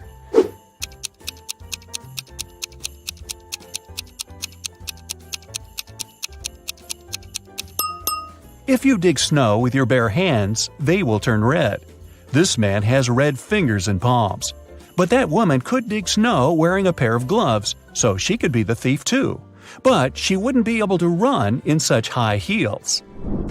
A university professor enters a lecture hall, where his colleague, an elderly teacher, is giving a lecture on quantum physics. He's drawing formulas on the board, and his students are using their laptops to take notes. The professor knows that one of these students is sleeping. He starts walking around the room, stopping behind each of them in turn. Who's dreaming right now?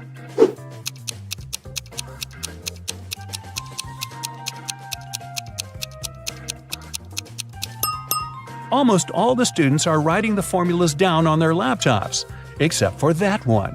His screen is off. That's because he's fallen asleep. Detective Anderson is chasing a robber dressed in a tuxedo. Suddenly, the criminal runs inside a huge hall. All people there are formally dressed. Help Detective Anderson find the suspect among them.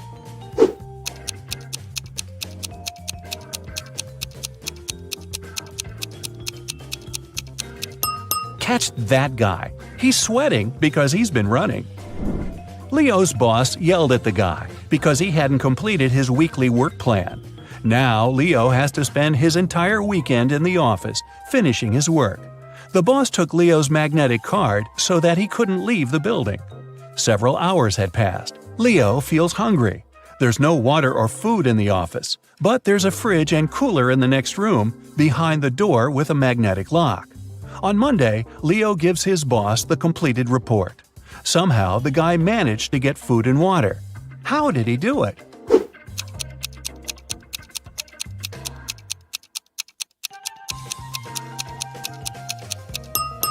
Leo just went to the refrigerator and got himself some food.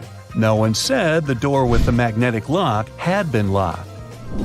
Mike wakes up in the back seat of a racing car.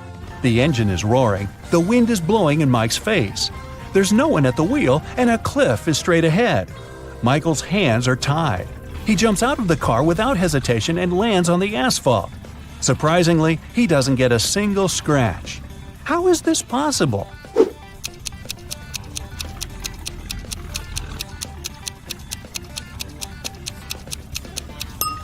The car isn't moving, just its engine is running.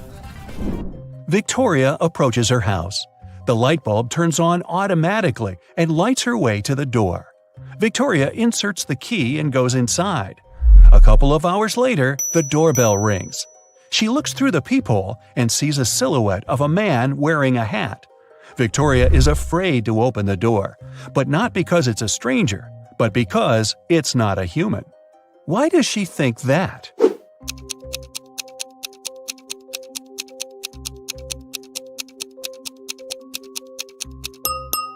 The light sensor didn't work, so there's no physical body outside. There's a huge airplane hangar on the edge of the desert. Pilot Tyler steps inside and notices a cat sleeping near the ceiling on one of the beams. Tyler decides to save it. There are no stairs and nothing else that can be used to get there. The only thing Tyler sees is a large puddle of water on the floor. So, how did the cat get there?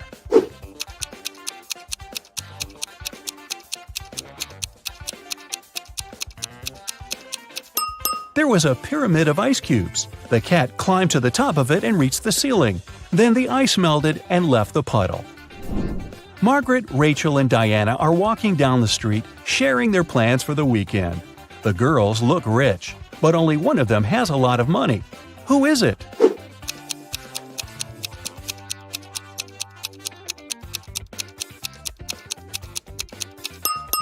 It's Margaret. You can notice the key to a Ferrari in her bag.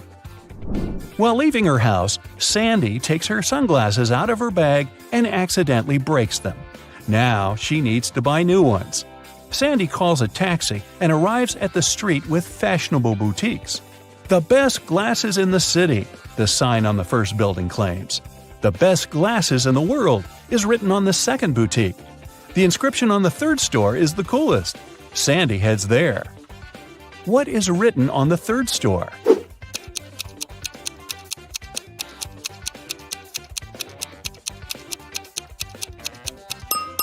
The best glasses in this street. Johnny is going through his bills. $50 for electricity, $39 for water, $70 for a bag, $448 for a new phone, $52 for dinner at a restaurant, $589 for a computer, $637 for a room in an expensive hotel. He has received a $978 bonus at work, but he also needs to buy a new fridge for his mom, and it costs $798. John has to leave soon, but he wants to know how much money he'll need. How can he calculate it quickly?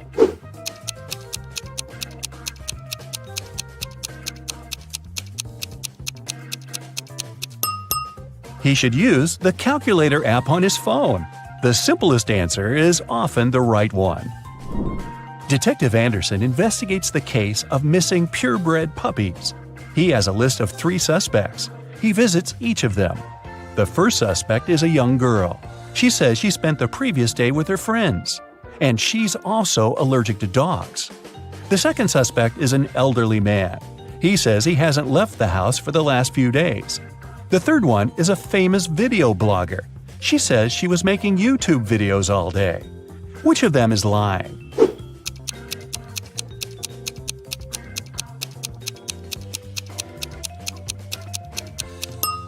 The first girl.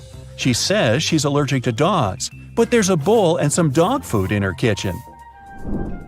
Peter works as a top manager at a huge insurance company.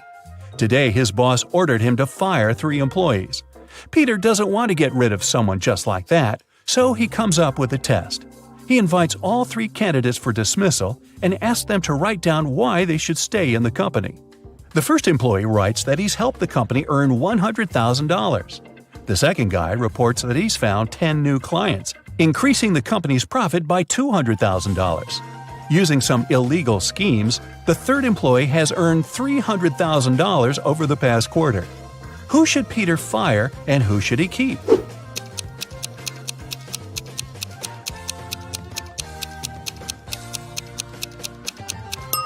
Actually, he got the order to fire 3 people, remember? The test was pointless. A train finally leaves the station. The conductor starts checking the tickets. 2 passengers, Mickey and Anya, hand him 2 tickets for the same seat. There must be something wrong here, because only one passenger can buy a ticket for a particular seat. The first ticket belongs to Mickey Jones. The seat is 7B. Anya Roy is written on the second ticket. The seat is 7B. Who should sit in this place?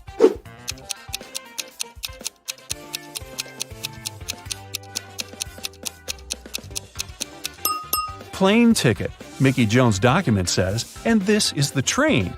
The place belongs to Anya. Joe goes to the gym every day. He lifts heavy weights and works with the biggest barbells. He has achieved great results. One day, a skinny guy comes to the gym. He has never done sports in his life. He approaches the heaviest dumbbells and lifts them easily. Joe can't believe his eyes. He's been working for 10 years to begin lifting such weights. How did the newbie manage it? It seems impossible.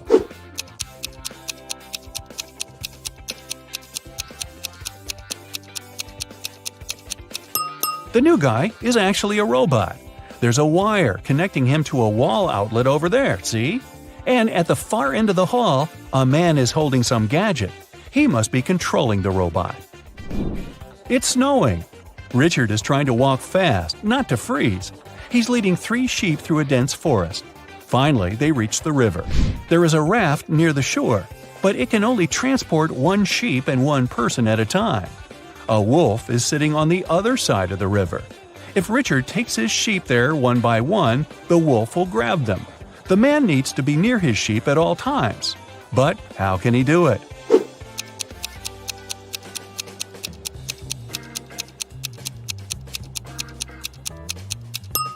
It's winter and the river is frozen.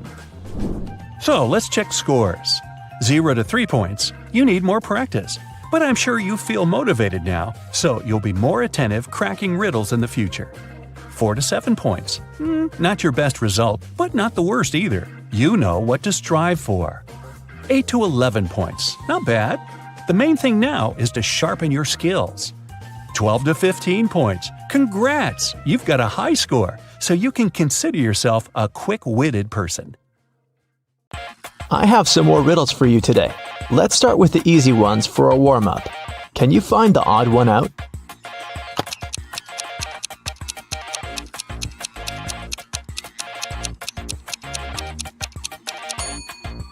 Yep, here it is. Here's another one. Find an odd one out here then.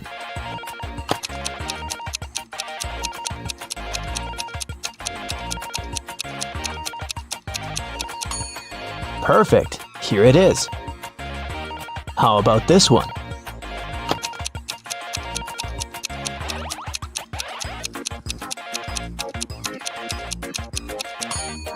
Right here. Did you find it? And it's getting harder. What about the odd one out here?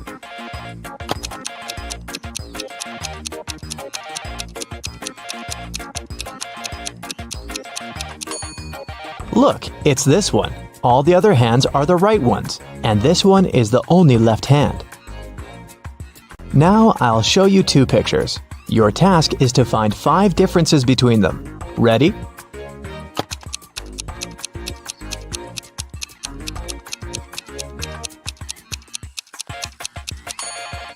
Here they are. How many did you spot? Let's do it one more time. Find 5 differences here. Keep your eyes wide open.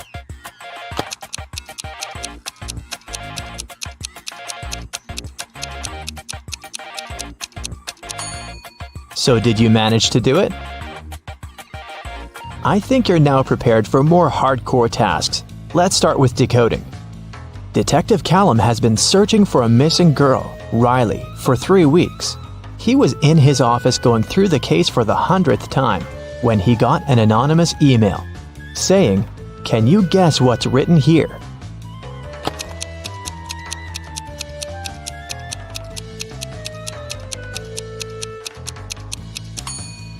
It's just written in reverse order. If you read it from right to left, the message turns into, "The girl is in a hidden room beneath the Central Cafe.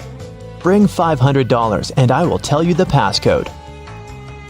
Someone robbed a bank, and Detective Callum was leading the investigation. There were 2 robbers, but the police managed to catch only one of them, Dante. Dante refused to name his accomplice, but the police had 3 suspects, Bree, Ivory, and Ronan. Detective Callum took a brief look at them and knew exactly who the second robber was. Who was it, and how did he know?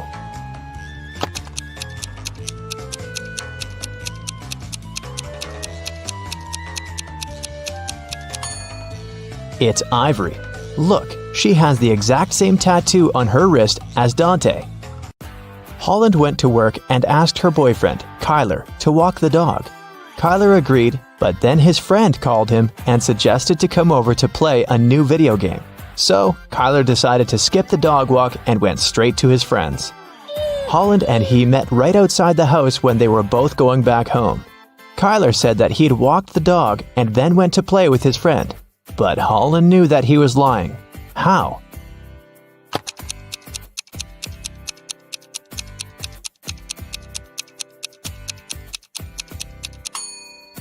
It's winter. So just look at the footprints. There are Holland's footprints on the snow going both ways, and Kyler's footprints going both ways too, but there are no footprints of the dog. Someone in a little town was stealing bicycles. Every time someone's bike was stolen, the owner would find a business card with 2 emojis printed on it. The police had 3 main suspects, Ocean Walker, Rebecca Smith, and Damian Jones. Who is the robber?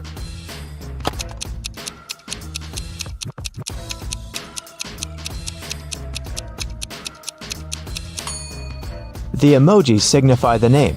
They are a wave and a person walking, so the robber must be Mr. Ocean Walker. On Wednesday, after a break, Nash came to his desk and found a short love note written in red ink. It wasn't signed, but Nash had 3 girls in mind, so he asked each of them if she had written him the note.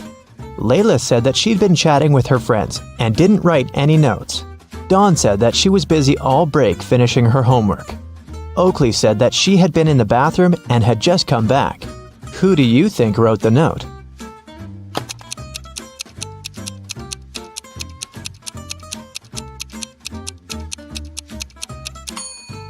Look, Oakley's hands are covered in ink. It's blue ink, but still. If she really was in the bathroom, her hands would be clean. So she must be lying, and she must be the one who wrote that note. Adley was kidnapped and woke up in a dungeon. There were 3 ways out, but they all looked dangerous. Behind one door, there were many little robots that were ready to attack her. Behind the second door, there were 3 trained tigers. Behind the third door, there were 3 big and very hungry dogs. Which way should Adley choose to get out safely?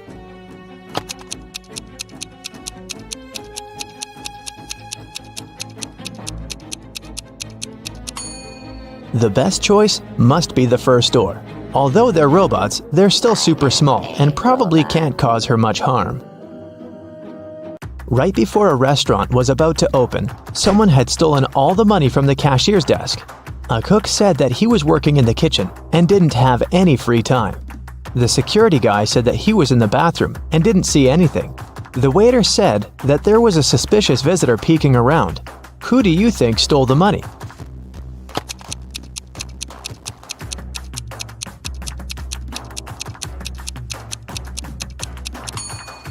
The restaurant was still closed and there couldn't be any visitors, so the waiter must have lied and is probably guilty. Ned works in a club, and his job is to check people's ID cards and not to let suspicious people or folks under 21 in. Take a look at ID cards and help him decide if he can let each visitor in or not. Here's the first one. What do you think?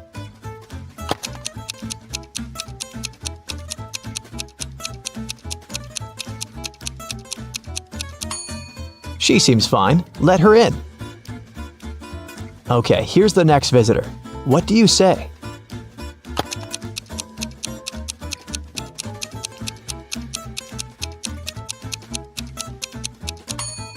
June 31st does not exist. There are just 30 days in June, so nope. What about this guy?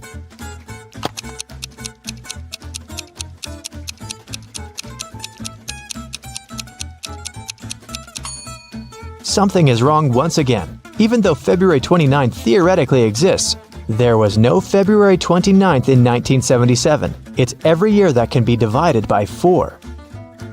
Okay, what do you think about this girl?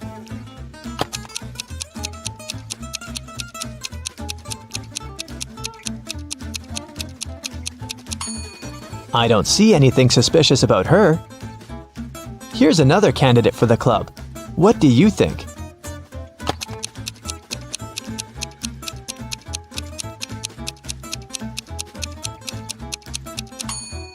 Well, he is 22, and he seems fine to me. Let him in. A student was having an oral chemistry exam and was struggling with his last task. His professor decided to help him and have some fun, so he said that instead of the task, the student could guess his daughter's name. He only had one guess, but there was a hint. He wrote down several numbers: 32, 10, 14, 16. What's the professor's daughter's name?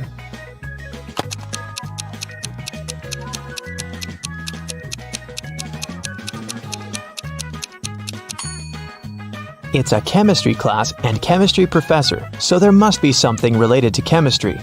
Look, there's even a periodic table in the background to help you. The 32nd element is germanium, or Ge, and the 10th one is neon, or Ne, and the 14th one is silicon, or Si, and finally, the 16th element is sulfur, or S. Together, they form the name Genesis. A bank was robbed, but they couldn't find the robber. A week later, at night, Detective Callum woke up from a call from a local shop's owner. He said that he found the money under his terrace. Detective Callum arrived, but there was only half of the money stolen. The man said that he had seen a man by his shop a week ago. It was a full moon, so he could see that the man had red hair and was wearing a dark hoodie. Still, the shop owner was arrested. Why?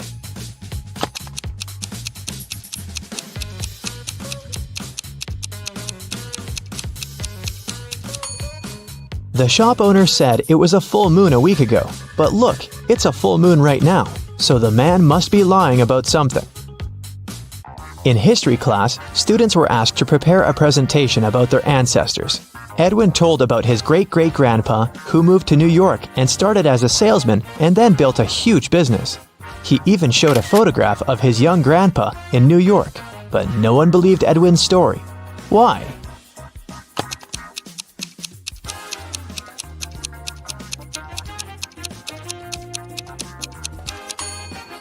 Even though the picture is black and white and looks old, old New York looks very much like modern New York, with dozens of skyscrapers. The class noticed and figured out that it definitely wasn't a real photo. Royce called the police and reported that someone had robbed his house. Detective Callum arrived and asked Royce to tell exactly what happened. Royce said that he had walked into his room and saw someone getting out of the window. It was still open because Royce didn't care to close it or touch anything before the police arrived.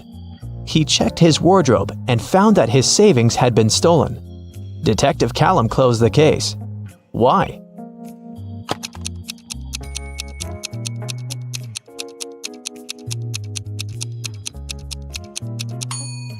The robber couldn't go out the window without stepping on the bed, but the bed is perfectly made, so it looks like no one was leaving through the window. Kaya was studying in the library. She went to the bathroom and left her things on the desk. When she returned, she found that her wallet had been stolen. She called the police and they interrogated the 3 students who were also in the library. Andre said that he had left the library right after Kaya to get a drink from the vending machine and hadn't touched any of her things. Poppy said that she was studying the whole time and not paying attention to anything. Rhea said that she was in the other part of the library looking for a book she needed and hadn't seen anything suspicious either. Who stole the wallet?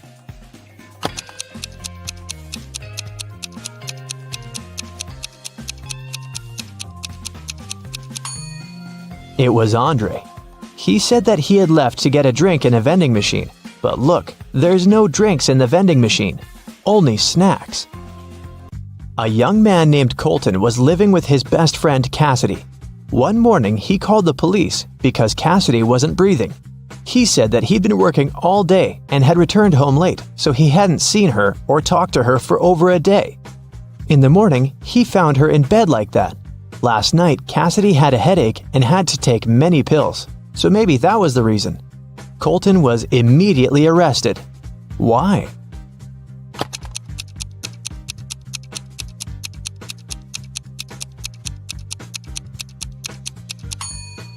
Colton obviously didn't communicate with Cassidy, but he still somehow knew what she was doing in the evening.